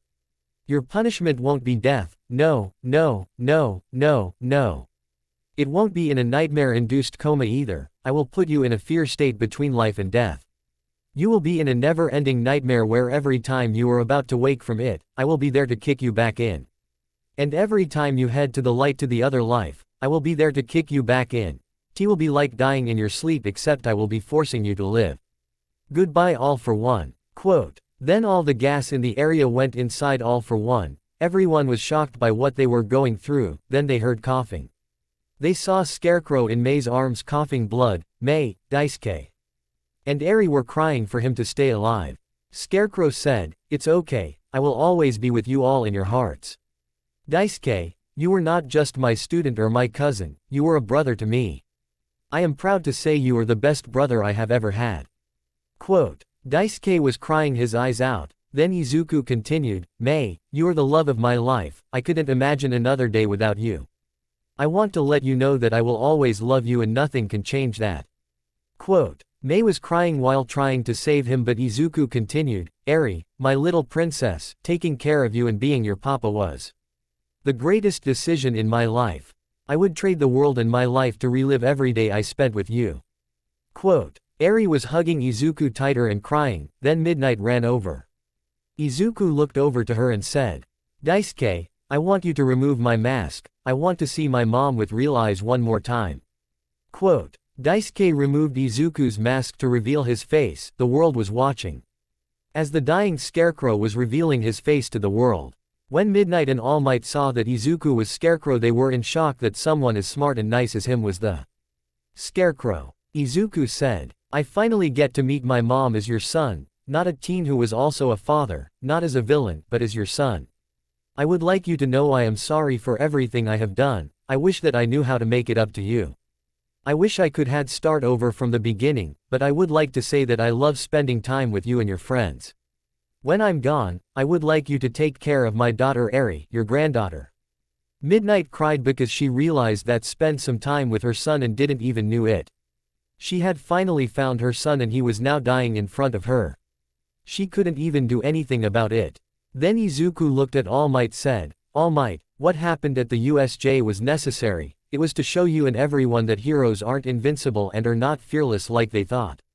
I hope you understand." All Might nodded and said, "You may have done horrible things, but you did them to secretly help people face reality and their fears to change them for better." Izuku smiled and said, "Eri, my little Scarecrow princess." Izuku placed his mask on her, and continued, "Promise me, that you always be brave for me." Eri looked up and said, "Yes, Papa." Izuku smiled and closed his eyes. He felt himself drifting into the darkness until felt something pulling him back. He woke up to find Eri using her quirk on him to fix his wounds. He removed his upper part of his armor, revealing his body without a sense wound on it. He looks to Eri and said, "I told you, your quirk isn't a curse." Midnight, Daisuke, Mei, and Eri hugged him tighter than before and crying. Izuku was happy to be alive and not to leave the people he cared for. He got up to walk to All Might and put his arms out to said, "I will surrender myself to you, All Might. You have finally fulfilled your promise to the people of the world." All Might looked at him in shock. Scarecrow is surrendering himself, but Izuku continued, "But I would like Mei and Daisuke to walk free." All Might said, "I will make it happen. I'm glad you are surrendering yourself, Scarecrow." Izuku said, "I would rather surrender myself to you than endeavor." All Might put the cuffs on him and took him to the police car. The reporters were waiting there to get questions asked and pictures of maskless and shirtless Scarecrow. When Izuku got to the police station, he was surrounded by a SWAT team and was chained up to a dolly like Hannibal Lecter. All Might and Midnight argued that it was extreme of the people to have chained up like this, but the police commissioner believed you can never be too careful. Then All Might's friend, Naomasa Tsukauchi, came to the room to get an interview with Izuku.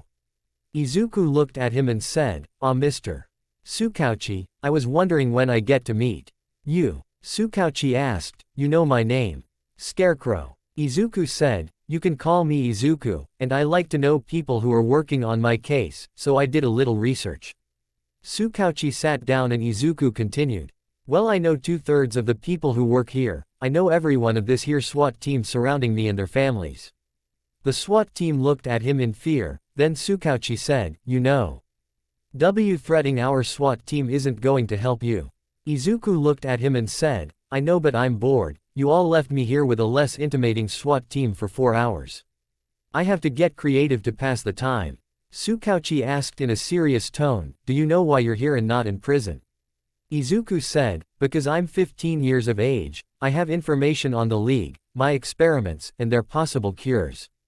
Quote, Tsukauchi quirked keep saying he is saying nothing but the truth, which when he brought up cures for his gases, he got interested. Tsukauchi said, "That is correct. Now you mind if I asked you some questions?" Izuku said, "I have nowhere to go, I will answer them the best I honestly can." Izuku is now in the interrogation room. What will he reveal? Who is behind the glass watching him? Will he insult the SWAT team some more? Let's get down to business. Behind the one-way window. Behind the window watching the interrogation appeared a group of people that were interested in Scarecrow's case. These people were the police commissioner, All Might, Midnight, Eraserhead, Nezu, and Endeavor. They want to see what was on his mind. They see him taunting the SWAT team, and now the Naomasa entered the room to get the questions answered. Scarecrow said he knew 2/3 of the police force and their families, which scared the police commissioner. Nezu then said, "Let him play his game. He's just testing us." In the interrogation room, Naomasa opened the file and revealed what's in his lab. Izuku then said, "You seem to have taken what belonged to me." Naomasa said, "What did you do to the people in your lab, Izuku?" Quote, Izuku looked at him, then the one-way mirror, and said, I see Police Commissioner, All Might, my mom, Eraserhead, Nezu, and Endeavor are here as well to see my head as well. Naomasa wide-eyed, now thinking, how did he do that? Then Izuku said, well, to answer your question, I would have to say my training. That is what sensei would call it. Naomasa then asked, what is this training you speak of? Izuku then said, the become the symbol of fear. I have to see people's fears, use them against them, break them, rebuild them, and break them again.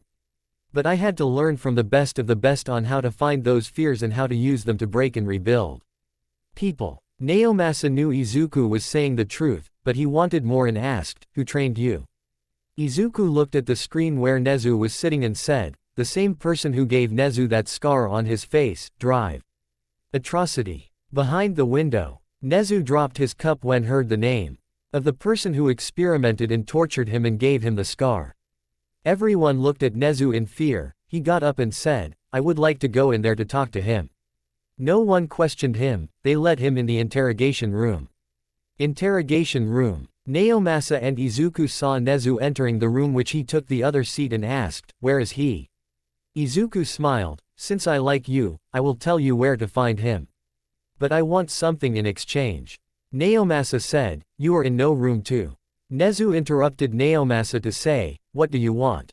Izuku said, I would like this sorry SWAT team to leave. They and maybe I would like to be restrained to a chair instead of a dolly. Nezu nodded, the SWAT team left, then Izuku said, Dr. Atrocity can be found in pod number 23408 in the Nomu lab, when I finished training. Under him. Let's say I got to have funny with him until he couldn't continue. Which then I gave him to sensei to turn into a Nomu. Nezu nodded and said, thank you, even I wanted him suffer in prison. What you and your sensei did, I might like it more. Naomasa realized he was in a room alone with 2 sadists and he felt scare for his life. Then Izuku said, what is that I smell? Sniff sniff, ah. It's fear and it's coming off you, Naomasa. Naomasa recomposed himself after a few people put Izuku into a chair and asked, you talk about how bad of a hero Endeavor is, you seem to hate him more than anyone. You send him fear gas bombs to his office on a daily basis. You even send him death threat of all kinds, why? Izuku chuckled and said, isn't that a story for you all, where do I begin? 3 months before the USJ. Izuku wanted to test himself in psychiatry, so he went to a mental hospital to test himself and understand mental health caused by fear. All he had to do is saw why he was doing a research paper on mental illness caused by fear and he got permission. He looked at the list of people he can see, he looked at the list and found Rei Todoroki. He went to meet an SPEAK to her every day to the hideout raid in secret. He learned many things about the Todoroki family, the quirk marriage, the abusive Endeavor, Toya's disappearing act, the reason for the scalding water on Shoto's face, he knew it all. He wanted to rebuild her, but he didn't want to break her, he wanted to help her. 1 month before the USJ. He meets Natsuo and Fuyumi while taking Rei to eat some ice cream. They didn't know what to think about their mother not being in the hospital. Natsuo asked, Mom, why are you not at the hospital? Izuku asked with a smile on my face, what is it wrong to go to get fresh air and good food? Fuyumi asked, who are you, if I may ask? Izuku pulled out his hand and said, my name is Izuku, just Izuku. This when he got to become friends with the rest of the Todorokis. He got more information on the family, he was horrified by what they told him. He thought to himself, I am a monster, but Endeavor is no man, not even a monster, he is evil. For that he must pay for what he has done. Present day. The room was quiet, Nezu and Naomasa couldn't believe what they hear, that Scarecrow was the reason Endeavor's wife was recovery process was going well. Then Izuku said, in the 3rd drawer of my chemical desk there are recording of every conversion I had with them. He then looked at the one-way mirror and said, Endeavor, I bet you still don't care about Toya's whereabouts, so I'm going to say it anyways, your son is a villain that goes by Dabi and is the blue flame-wielding member of the League. I must say that your son was indeed one of the hardest people to read. But when I convict Toga to grab some of his blood, I put it in every database in Japan, then I saw that he was Toya, which I jumped on the chance and got his side of the story as well. I have enough proof of all your crimes. You better hurry up and burn my lab to the ground. Behind the glass, Endeavor's flames were gone when Scarecrow told him about Toya, and what he has against him. Everyone in the room were in shock. Then Endeavor said, he is lying. But Naomasa on the other side said he was telling the truth. A cop came into the room and said, we found the tapes he was talking about. Endeavor, you are arrested. Endeavor was arrested and taken from the room. The remaining people were now beyond scared of what Scarecrow had. Interrogation room. Izuku then said, I see you found the tapes and are taking Mr. A+ parenting to his rightful place. Naomasa then asked, how do you know? Izuku then said, I lied about my quirk. It doesn't just product fear gas, control it, makes me immune to it. And other stuff like that. It also allows me to sense fear in other people and can visually see their fears. Nezu and Naomasa were shocked at Izuku's quirk ability, but then he said, my quirk's real name is embodiment of fear, which now you have stumbled to the rabbit hole, but the question is, do you want to jump in? Nezu looked at him in the eyes and said, we will jump in our rabbit hole to see the real Scarecrow and what he is hiding. Izuku smiled and said, what else would you like to know? Naomasa asked, what did you do to Daisuke, Mei Hatsume, and your little princess you call Eri? Izuku looked at him in seriousness. It gave Naomasa the chills. Then he said in his dark tone, I saved Eri from people who cut her up and use her to make quirk erasing bullets. I too took care of her and took it upon myself to take care of her and fixed her. Daisuke was cheated out of his dream to become a hero. I gave him revenge and gave him a new purpose. I became his teacher and we saw each other as brothers even though we are cousins by blood. Mei, I treated her with nothing but kindness and respect. I never hurt her and gave her whatever she needed to build. Whatever she wanted. I gave her freedom to build and then we fell in love. That is what I did to them. Now you leave them out of this. Quote. Naomasa got up and told Nezu to come with him to the other room. Behind the mirror, everyone in the room looked at Nezu and Naomasa entering. The commissioner asked, well. Naomasa said, everything he said is nothing but the truth. I'm thinking of never bring up those three again. I need a break, this a lot to take in. Naomasa went out to rest at his desk. Everyone left in the room were in silence. Then the commissioner said, what are we going to do with him? I mean, my best guy is overwhelmed by him. And I'm overwhelmed by what he knows, and he is saying that not even the scratching the surface. Nezu then said, I would like to take him back as my personal student. Everyone looked at him as he was insane. Then All Might said, why? Nezu said, I can see it in his eyes. He wants to start over. He's only knew one path in his life and now that he is seeing another. He wants to pay for his mistakes. He is just like I was. Everyone looked at him in shock. He then continued, he always saw himself as a monster just like I did. He never thought there was no escape from his purpose just like me. But now he is lost, and I want to help him find his new path. Midnight then said, I agree, I want to help my son find his path to redemption and forgiven. Everyone but the commissioner said, that's nice and all, but you know how the public would react to Scarecrow going to UA as the principal's personal student. Nezu then said, I'm sure we can figure it out, but now let's get the paperwork, shall we? Quote. Izuku was transferred to UA after the paperwork was done. Izuku was no Kayama Izuku, remember last then first in Japan. Izuku and Eri was now Midnight's responsibility. Midnight and Daisuke's parents gave Daisuke a good talking. Then Daisuke was enrolled into UA under a villain to hero program and was put in class 1A because he has shown skills and intelligent get-got from Izuku. Izuku walked into Nezu's office to find a certain Nomu that was at Nezu's side. Izuku asked, I know you pulled so strings for me, but how many did you pull for Dr. Atrocity? Nezu laughed and said, not as many as you think. Nezu then put some packets on Izuku's desk and said, I know you missed some questions on the testes I gave you before on purpose. Izuku scratched his head and said, I accept nothing else from the smartest being in the world.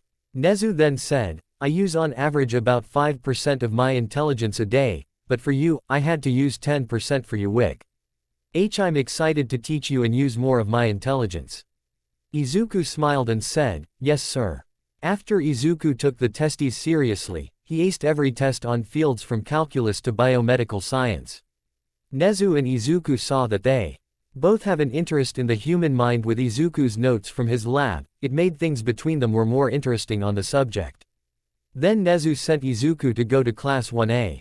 In Class 1A, after Daisuke introduced himself, Izuku walked in to say, "Hello Class 1A, you all might know me as Izuku, but my name is Kayama Izuku, also known as Scarecrow. It's a pleasure to meet you all, and I would like to apologize about what happened at the USJ, my TV appearance, the sports festival, and your camping trip." Izuku then bowed as a sign of a formal apology. Then Todoroki stood up and said, "I would like to thank you for putting away my father." Izuku raised his head and said, "I'm a monster, but your father was evil, so I had to do what needed to be done."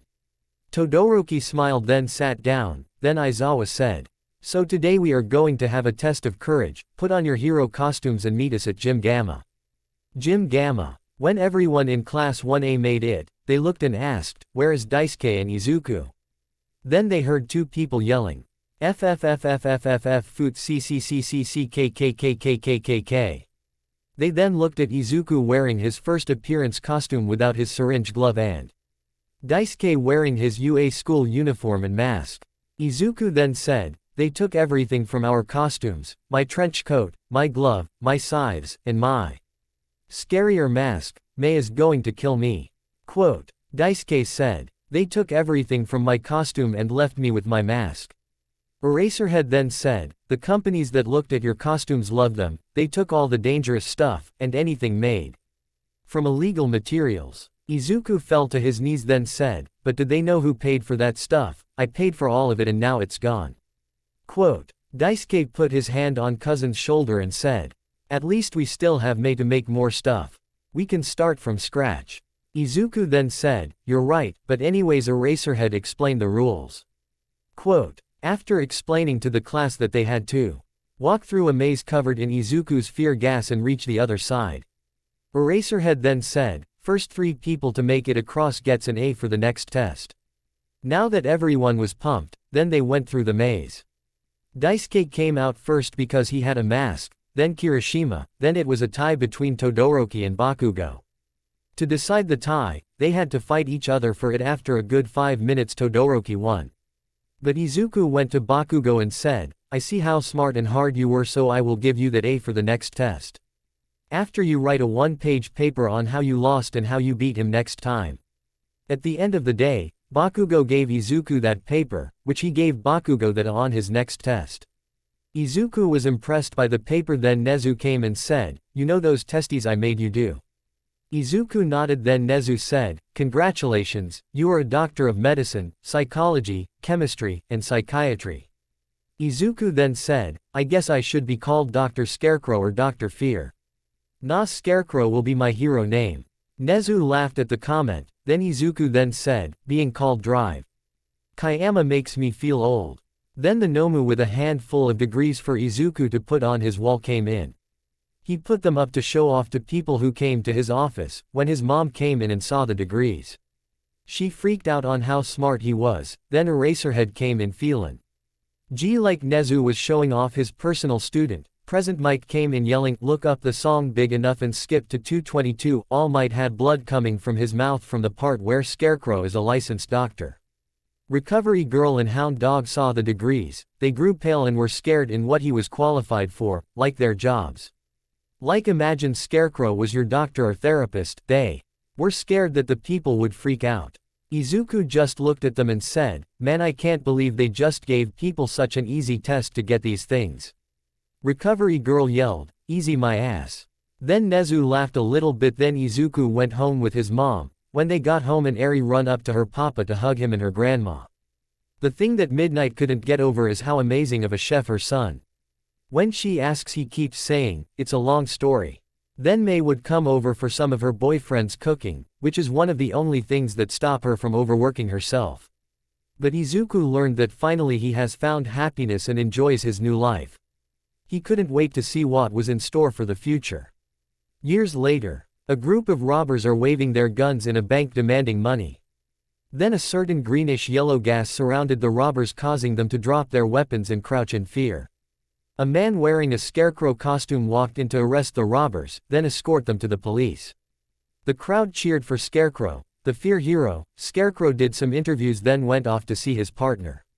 Izuku and Daisuke have become heroes. Izuku is known as Scarecrow, the Fear Hero. He is the number 2 hero right after Lemillion, and he enjoys his job as a hero and a teacher at UA. As for Daisuke, he has become the hero Mr. Sandman, the sleep hero. He was popular but not as much as his cousin, and he was just finishing healing a few patients at a hospital. His quirk is effective at putting people to sleep during operations, and he was also a licensed doctor.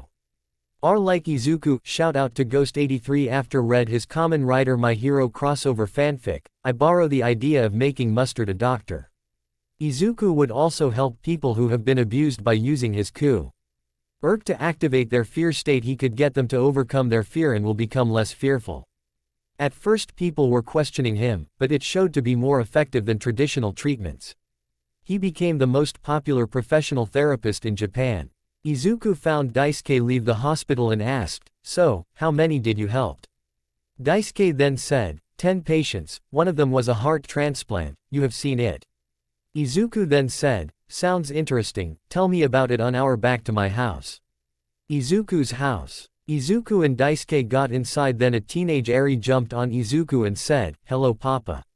Izuku hugged her and said, "Hello my Scarecrow princess." Then Mei come out for the living room and said, "Hey babe, how's work?" Izuku said, "It's great. How many babies have you made today?" Mei then said, "I lost count, but I can never forget this one that we made." Mei then revealed a pink-green hair with green yellow-eyed baby she had in her arms. Izuku was now a father of 2. And this baby boy was named Kiyoshi. He is 3 years old. Honestly, the parents had no idea was kind of quirk he will get, but they would love him no matter what. Then Nemuri came in, and Eri yelled, "Grandma." Eri hugged Nemuri and Nemuri, "Hello Eri, it's great to see you again." Nemuri still doesn't see herself as a grandma, but she still accepts it. Then Mei showed her the new baby boy, which she found adorable. Then after dinner, Izuku went to his underground lab to experiment new gases, because it was really a hobby that Izuku knew forever, but he doesn't use it on people like he uses to do when he was a villain. So, he just had to hope it did the effects or what he wants when in combat with villains. Daisuke then had to go to his date, which he doesn't reveal who, but she sounds nice. Then Izuku and Mei put the children to bed. Nemuri left to go to her date with Shota Midnight X Eraserhead, then they went to bed just to do it all over again. Izuku has now found his new path and doesn't regret it. He would remember the day where he stood up against his creator and defeated him. He would smile every time he saw himself taking the spikes, one spike to the right hand, one to the heart, and one to the left leg. The right hand protecting Daisuke, the same hand that pointed at Daisuke when Izuku told him he wanted Daisuke to become his student. The heart was protecting Mei, same heart that fell in love with her and would do anything her. The left leg protecting Eri, the same leg she grabbed onto for comfort and protection when they first met. He would smile and think to himself that he made the best decision of his life. He now had a family that cared for him and he would never let it go or he will die trying again. Izuku was in his office that Nezu gave him with his degrees on the wall. But Izuku smiled by them because it was nice to see his real name on some documentation. When he learned that he was the genetic modified son of Midnight, that was when he realized he had a family name. The name Izuku Kayama was fun to look at and to think about. On the outside he looked like he enjoys being in UA, but on the inside, he felt uneasy and missing something. Nezu came in. "You had fun with getting the students running in through your fear gas today." Izuku smiled, "Yes, sir." Nezu looked at him, "You look uneasy about something." Izuku got him and Nezu some tea. "I feel like that some of the students and staff might not like to be near me." Nezu smiled, "It's okay, things like this take time." Izuku smiled, "If you say so." Nezu looked at him, "Do you need anything?" Izuku thought about it then looked at him, "There was an incubation pod in my secret lab, I would like to have that back." Nezu asked, "Is that pod important to you?" Izuku looked at his tea. "That was the machine I was born in, when I'm near it I feel comfortable. Like man who hasn't visited his hometown in years return to it." Nezu nodded, "I will see what I can do about that, do you need anything else?" Izuku chuckled, "One last thing, there is this book I have in the lab that I used to read when I was small. If I wasn't reading chemistry, psychology, or psychiatry then I was read this book called Fahrenheit 451 feet. Nezu asked, can't you read it online? Izuku said, I can, but the hard book at the lab is special to me. It's all white, it comes with a match on the inside and spine as a match striker. I won't burn down the school or anything, I promise. Nezu nodded, are you going to head home with your mother? Izuku nodded, which Nezu left Izuku, which after a while Izuku got up to go find his mother. When Izuku found his mother, she asked, are you done for today? Izuku smiled, I am indeed. She smiled, that's good. They walked out of the school to pick Eri, who now enrolled into the school system. Eri ran up to Izuku, Papa. Izuku picked her up, hello, did you have a fun day? Eri smiled and nodded, which the three headed to Midnight's home, which was an apartment complex. They enter it, which it was small but manageable. Midnight said, I know it isn't much but. Izuku smiled, it's fine, it will do. Izuku went to the kitchen with which she was curious what her son was doing. Izuku opened the fridge to see some vegetables and meats, which he turned on the stove on the oven to begin cooking. Nimuri knew how to cook a little bit, but Izuku was cooking like a chef. Izuku said, you can relax for a little bit, dinner will be ready in 10 minutes. Eri headed over to the couch to watch TV, which Nimuri headed over to Eri, which Eri said, don't worry. Papa makes the best food. They watched some TV until Izuku said, dinner has arrived. Eri ran to the table, which Izuku laughed, careful princess, it's hot. Nimuri looked at meal which Izuku made, which looks like something they sold at the 5-star restaurants for a few million yen. The three ate, which they all agreed it was good. Then Izuku picked up Eri, time for a bath. Eri said, okay. Nimuri asked, do you need help? Izuku said, yeah, I had someone to wash her hair. After they washed Eri and put her in Nimuri's bed, she asked, how did she get those scars? Izuku said, she held by a villain who called himself Overhaul. What I heard, she was used to become quirk erasing bullets. I met her one day while buying test subjects. He was seeing the day when he met her. She grabbed onto me in fear, but she didn't fear me. She feared Overhaul, which I saw it in her eyes that she was looking for someone to save her from him. Nimuri looked at him in shock by the story of Eri, but Izuku continued. I decided to save her. I made him breathe in my gas, which after he got into fear coma. I looked at the monster and determined he wasn't human but a monster like me, so I killed him. Nimuri looked in shock, you killed him? Izuku nodded, I killed him so he can never harm her or anyone else again. I am a monster to everyone I know until I met her. She believes I am her hero, but I am no hero. Nimuri hugged him, I know you think that, but that doesn't mean you can't change yourself for the good. I am here to help you to right your wrongs, because you are my son, and nothing can change that. Izuku hugged her back, which he chuckled, you're right, can we hug a little longer? Nimuri nodded, which they continued hugging for a little bit longer. Next day at UA, the staff saw a large piece of machinery enter the school and headed into Izuku's office, which they were curious about it. The teachers saw Izuku smile at it, then he went to his desk to read a book that was also given to him by the police. Aizawa came in and the first to ask, what is that thing? Izuku said, that is the machine that gave birth to me, I was created by that machine. Izuku went up to the machine to push a button, which a slot opened to reveal a test tube with spots of dried up blood. Izuku picked it up, this is the test tube that held mom's blood that was used to create me. These items make me feel comfortable and calm. Aizawa looked at the machine and test tube, then watched Izuku getting back to work on his laptop. Aizawa left with the other teachers and Daisuke came in to see Izuku about something. Daisuke said, hey Izuku, I see they gave a few things back. Izuku chuckled, I asked to have them back and they had no problem giving these items back. Daisuke looked at the book. I actually like that book. Izuku chuckled, no matter how many times I read it, I just want to open it and read it again. Izuku looked at Daisuke, are you doing okay here? Daisuke said, yeah, I think I am. I mean, no one has tried to fight or kill me. I apologized to the girl and guy the first fought at the camp. They accept my apology and commented on how good of a fighter one am. Izuku smiled, that's good. Quote. Daisuke asked, how are you doing? Izuku said, well, I still need time to adjust to this. I spied on this place, I fought some of these teachers as a villain, I killed a few people. And I tortured a few people for my experiments. They are not comfortable with me just yet, and I'm not comfortable to be here. Yet. Daisuke chuckled, relax, everyone will war. Up to you and you will feel comfortable after some time here. Izuku chuckled, you know, I wonder how Tamura and the rest of the league is doing. Daisuke smiled, probably planning on their next attack, but they don't have either one of us, so they are really weak at the moment. Izuku smiled as Daisuke left, which Mei came in. Hello. Izuku said, hey babe. Mei giggled, you know how to make me laugh. Mei saw the machine. They allowed you to have it. Izuku chuckled, yep. Mei asked, are you doing okay? Izuku said, now I am since you are here. Mei giggled a bit, which then Nezu came in, when you are done. I would like to see you in room 228. Izuku smiled, sure thing.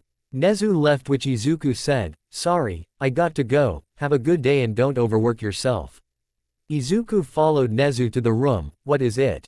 Nezu said, your gas is still on the streets, which we would like the cures for them. Izuku asked, why not use my notebooks? Nezu said, we can't identify the difference between the gases. And you give your gases numbers while the people who have your gases gave them actual names. Izuku looked at him, names. Nezu said, yeah, they named your gases, which we need you to show us the differences between them.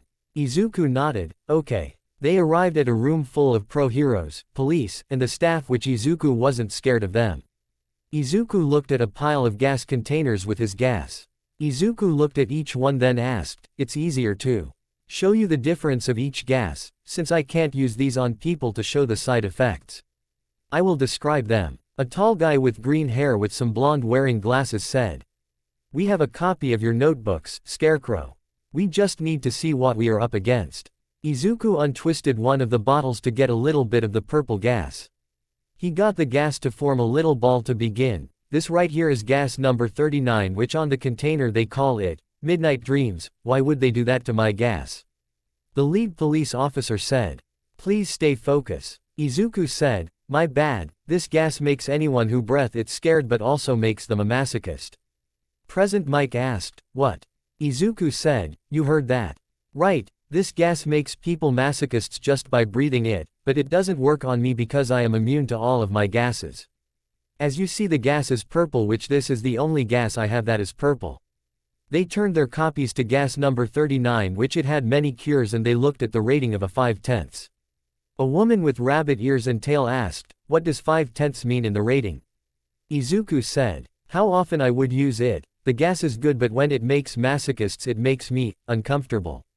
They saw the sadism in his eyes and voice, which that when they realized that he indeed has Nomori's sadism. Izuku put the gas back in the container, then looked at the one reading, Fear Rage, which Izuku got the red gas out of it. Izuku said, red gas, well, that can either be number 45 or number 56, but they call it Fear Rage, this must be number 45.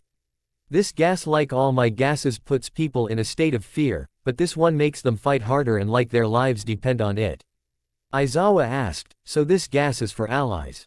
Izuku said, yeah, but it comes with the side effect of addiction. They looked in the copy to see the rating of 6/10 and a warning reading, don't use on test subject 89 feet. All Might asked, who was subject 89? Izuku looked down in disappointment, he was a subject that sensei gave to me, his quirk was when he got angry, became stronger. When I gave him this gas, he broke out of his retrains and almost killed me. But after he breathed in my actual fear gas I produced, then he went down easier than everyone else who breathes in my gas. Aizawa asked, where are all your subjects? We did. Didn't find any of them in your lab when you captured. Izuku said, sensei took them to become Nomus. Izuku then continued to show the gases and told them about them for the rest of the day. Izuku went to teach class 1B for his villain psychology and philosophy class that he taught, which he was excited to teach a subject he loved. He entered the classroom to find the class sitting and terrified of him, which Izuku smiled. Good morning class, my name is Izuku Kayama. I am your teacher for villain psychology and philosophy, I hope we get along. The class was still tense, which he said, if you have any questions, please ask. A pale-skinned male teen with ash-blonde hair and exposing teeth raised his hand. Izuku said, Honanuki. Haninuki asked, what's it like, being a villain? Some people facepalmed, which Izuku said. That is a reasonable question. Well, I guess it's dark, sometimes lonely, questioning your existences at times, and sometimes rewarding. A short ice-blue hair male teen raised his hand, which Izuku said, Shota.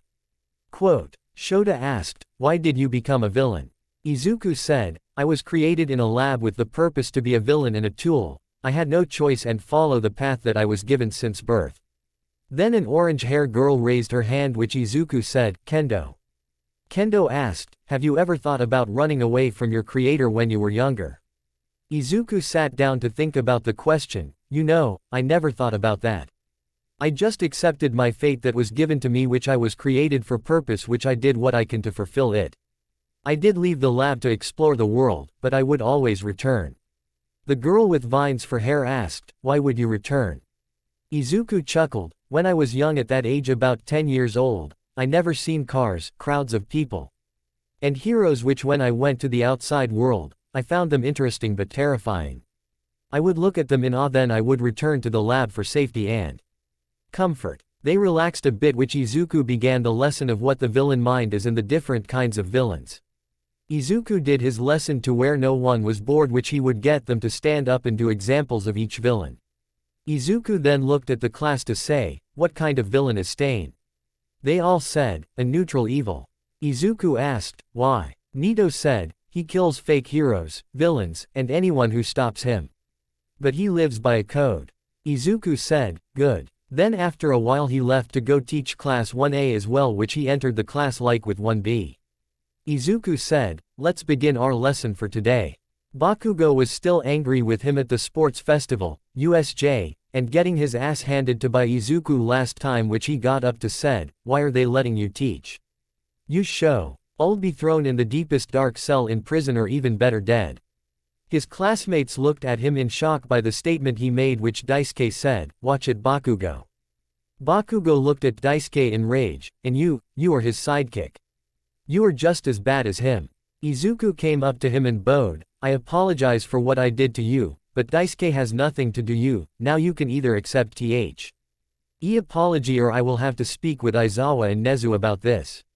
Bakugo looked at him, the grunted, which Izuku went to his lesson for the class until he has to go to his therapy session with Hound Dog. When he arrived in Hound Dog's office, Hound Dog said, hello Kayama, how are you doing? Izuku looked around, then sat on the couch, I guess I'll still trying to, fit in with everyone. Hound Dog noted down his response, which Izuku asked, where should we begin? Hound Dog said, I would like to start in memories you are most comfortable sharing. Izuku said, well, I'm really comfortable sharing a lot of my memories, but I would like to start from when I first opened my eyes. Hound Dog asked, when was that? Izuku chuckled, when I was 4, flashback. Izuku heard some lots of NDS like usual, but today he heard voices. He had a wire plugged directly into his brain that gave him basic knowledge, which is how he distinguished noises and voices.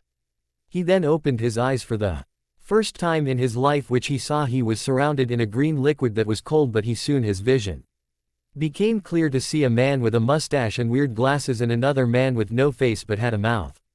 They were talking about something, but Izuku couldn't understand because to the different sounds, but he heard one word clear as day, let's open it up. The liquid surrounding Izuku drained away and he fell to the cold metal floor of his pod.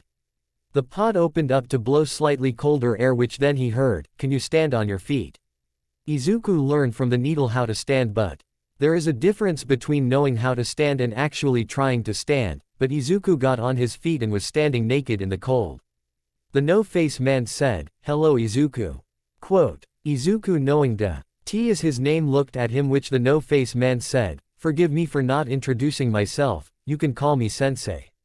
Quote, Izuku said, it's nice to see you, sensei.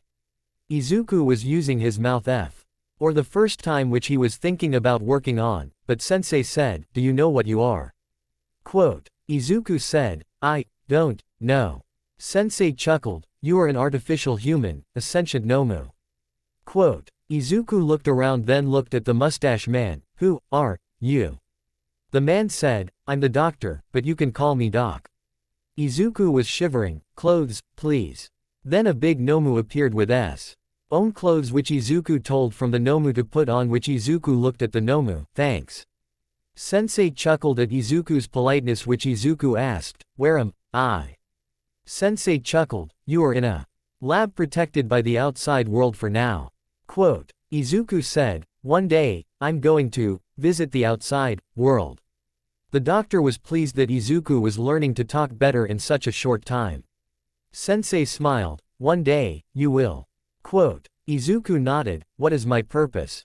Sensei said, you were created to become the symbol of fear and make the entire world fear you.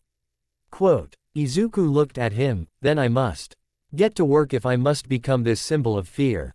Izuku learned about his real quirk, embodiment of fear, which is actually multiple quirks combined into one, but he first had to learn to control his fear gas quirk. He was trained in a gas chamber of weeks until he finally mastered it, then he went to studying and training his physical body. Sensei gave him weak regeneration quirks for his training to help him improve, but the side effect of the quirks were that they required absolute darkness to activate. Then Izuku was to learn his weapon of choice to fight, which he has learned hand-to-hand combat, but he wanted a weapon. Sensei and the doctor had a wide variety of weapons which Izuku was fascinated the scythes which he took them. Sensei asked, why the scythes? Quote. Izuku said, nothing ays fear like a scarecrow. Scarecrows are on farms and the scythes are farming tools that can be used as weapons. Which Izuku began training with his weapons until he finally met Tamura and Kurogiri one day. Kurogiri looked at Izuku thinking he was just a child, which at the time he was 10 years of age. Tamura thought he was a little brother he can order around, but the thing was is that Izuku wasn't exactly like a Nomu. Nomus followed orders blindly and most lacked the thinking before attacking. Izuku thinks before making the action and he doesn't follow all orders. Sensei has been watching Izuku really carefully. Which today was the day got to see the outside world for the first time. When Kurogiri took him outside the bar, it was nighttime and Izuku saw many things. Izuku saw cars, people, heroes, villains, thugs, and so much more than he originally thought. Kurogiri saw in Izuku's eyes that he was in awe by everything he saw and curious about them, but he kept his distance from them. When Izuku saw kids his own age, he chose not to be near them or interact with them, which Kurogiri saw that he wasn't shy, but he rather keeps to himself. Then after a while they returned back to tea. He bar for Izuku to return to things he was familiar with. Flashback ends. Izuku then said, the thing about it was that I first saw the outside world when I was 10, but I didn't see daylight until 12. Hound dog in shock. You mean, you went 12 years of your life without seeing daylight? Izuku chuckled, yep, like I told my first hero I defeated, Nightblade I believe, when he backed me into a pitch-black warehouse. You merely adopted the darkness, I was born into it and raised by it. I didn't see daylight until my 12th birthday, but it was nothing but blindness. Hound Dog said, your first real appearance, which you almost killed a man and he was terrified by you. Izuku said, you know, no one knows about this, but today is my birthday. Hound Dog asked, it is really? Izuku smiled, yeah, I don't know why birthdays are special. Can I you why your birthday is special? Hound Dog said, well, I like to think of it as the day where I came to walk on this world to walk alongside good people. I like to celebrate it because of that. Izuku nodded, which Hound Dog asked, what makes you comfortable? Izuku thought about it then said, I feel comfortable in a dark room with some books, research papers, and maybe some black tea.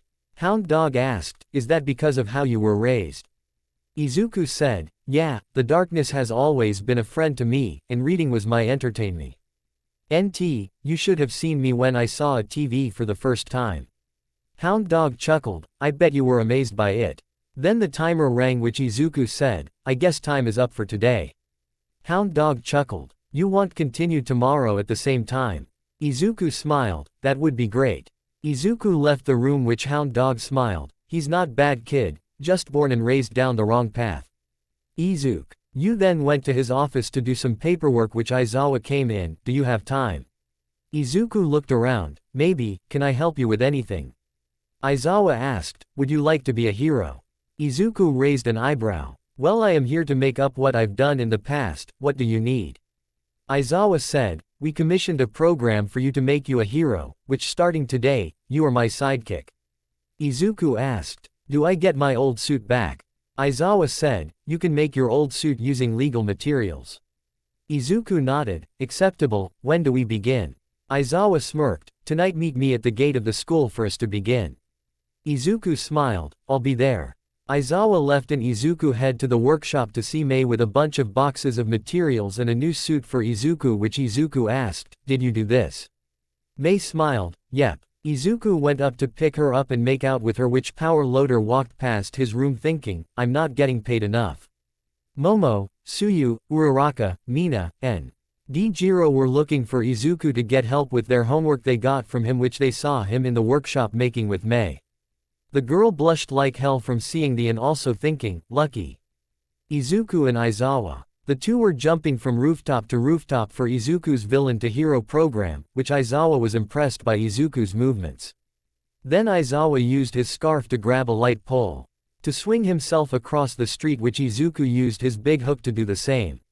Aizawa was going to ask Izuku how he learned his skills, but they were looking for villains who were selling his gas and researching it. Aizawa then found a group of men with a van in an alley, which Izuku looked at them and his mask muffled his voice, are those our targets?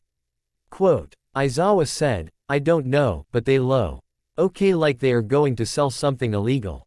Then there was an argument between them and one of the men in a scarecrow said, my prices are final. Izuku and Aizawa jumped down, which the scarecrow guy shout, who is there? Izuku came out of the shadows, I am the real Slim Shady, which you are a fake. Quote, the man was in fear, no, you are the fake. Izuku put out his hand, which the gas from the containers in the van came out, and he was in full control of the gas, which the men were in fear. Izuku chuckled, I've come to take back what belongs to me.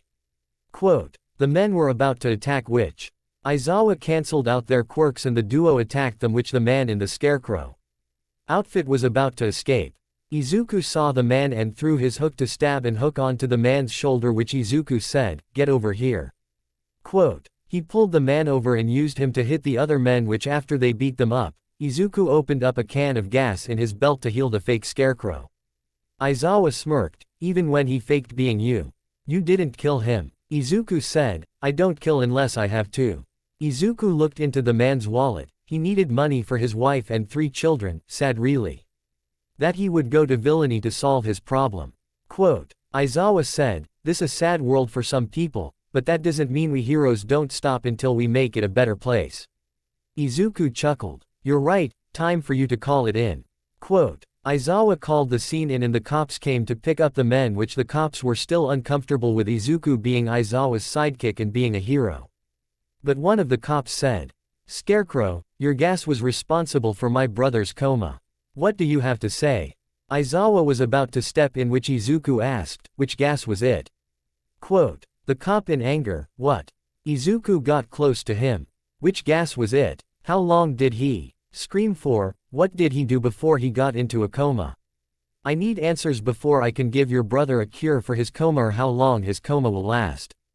Quote, the cop was scared shitless by this, which Izuku said, speechless, you think rage will get you answers, until you meet me. I am fear, not human, I will never understand things you humans have and do. But I do not envy you and I don't hate you, but you do annoy me. I will be on my way now.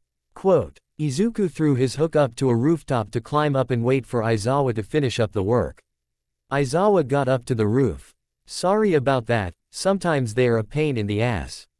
Izuku chuckled, revenge and hate, I have seen a lot of it in my life. Eri showed me happiness, true happiness.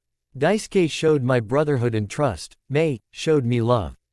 Before them I only knew hate, fear, revenge, blood, sadness, envy, and so much more. But I was created for that path, I sold my gas. For money for the league and my little known hobbies no one know about. Quote, Aizawa looked at him, what are these hobbies? Izuku looked at the moon, my first one was making small rockets and shooting them at night, I was 10 at the time when I first did it. Quote, Aizawa looked at the moon, you wanted to go to the moon. Izuku chuckled, when I first saw the moon, I wanted to fly to it because it was so beautiful. I would draw a little me on them then shoot them to the sky. Quote. Aizawa chuckled, you must have had a wild imagination when you first saw the outside world, but what was your reaction to the sun? Izuku said, blinding. I was heading back to the base then I saw it for the first time rising into the sky. I covered my eyes with my hands because closing my eyes didn't help and I had to use my ears to find my way back. I didn't get fully used to the light until age 14. Quote. Aizawa chuckled and they continued their way across the area until they saw smoke with some blue flames which Izuku said, Dabi. Quote. Aizawa asked, you know him? Izuku said, he is the blue flame villain in the league. His real name is Toya Todoroki. He follows Stain's ideology which makes him a lot more dangerous. Quote. They headed over to the location to find Dabi which he said, Eraserhead and Scarecrow. What are you doing with Eraserhead and the heroes? Izuku said, correcting my many wrongs and to protect people from the creations that I created. Quote. Dabi smirked, I would like to thank you for bringing down my father, it means a lot to me. Izuku nodded and Aizawa said, I will give you one chance to surrender. Dabi raised his hands then the flames went out and he surrendered himself. Izuku asked, are you surrendering? Quote. Dabi smirked, I want to be in the same prison with Endeavor. Aizawa said, with your luck. Maybe your wish will come true. The police came over to pick up Dabi which Izuku got on the rooftop waiting for Aizawa to do the talking. Izuku then saw something coming which he looked closer with he shouted, get down. Quote. Aizawa and a few officers got down as a huge Nomu came down, the Nomu looked at Dabi, protect. Then looked at everyone else, kill. Izuku said, high end. Quote. High end looked up to see Izuku which he said, little brother. Izuku chuckled, it's me, big brother. Quote. Izuku jumped to hug High End and High End hugged him back which Izuku said, ignore Tamura's orders. Quote. High End smiled, sure thing. Flashback. Izuku was about 5 years old, lonely, only knows Sensei, Doc, and the mindless Nomus. Then he came into a room with a large Nomu which it said, hello. Izuku looked at it which the Nomu didn't move but it can talk, but it needed work on. Izuku asked, why don't you move? The Nomu said, Master told me, but he didn't tell me not to talk. Izuku was surprised there was an intelligent Nomu like him, but it was ugly which he didn't mind. Izuku smiled, you're just like me, an intelligent Nomu. High End smiled, I'm intelligent. Izuku said, well you can talk and think like me. But the other stuff can be worked on. High End said, they call me, High End. Izuku said, they call me Izuku. Izuku left to bring back books which Izuku taught him reading and helped him talk better. Izuku looked at High End which High End was made before him. Izuku asked, are you my big brother? High End looked at him, I can be your big brother, do you want to be my brother?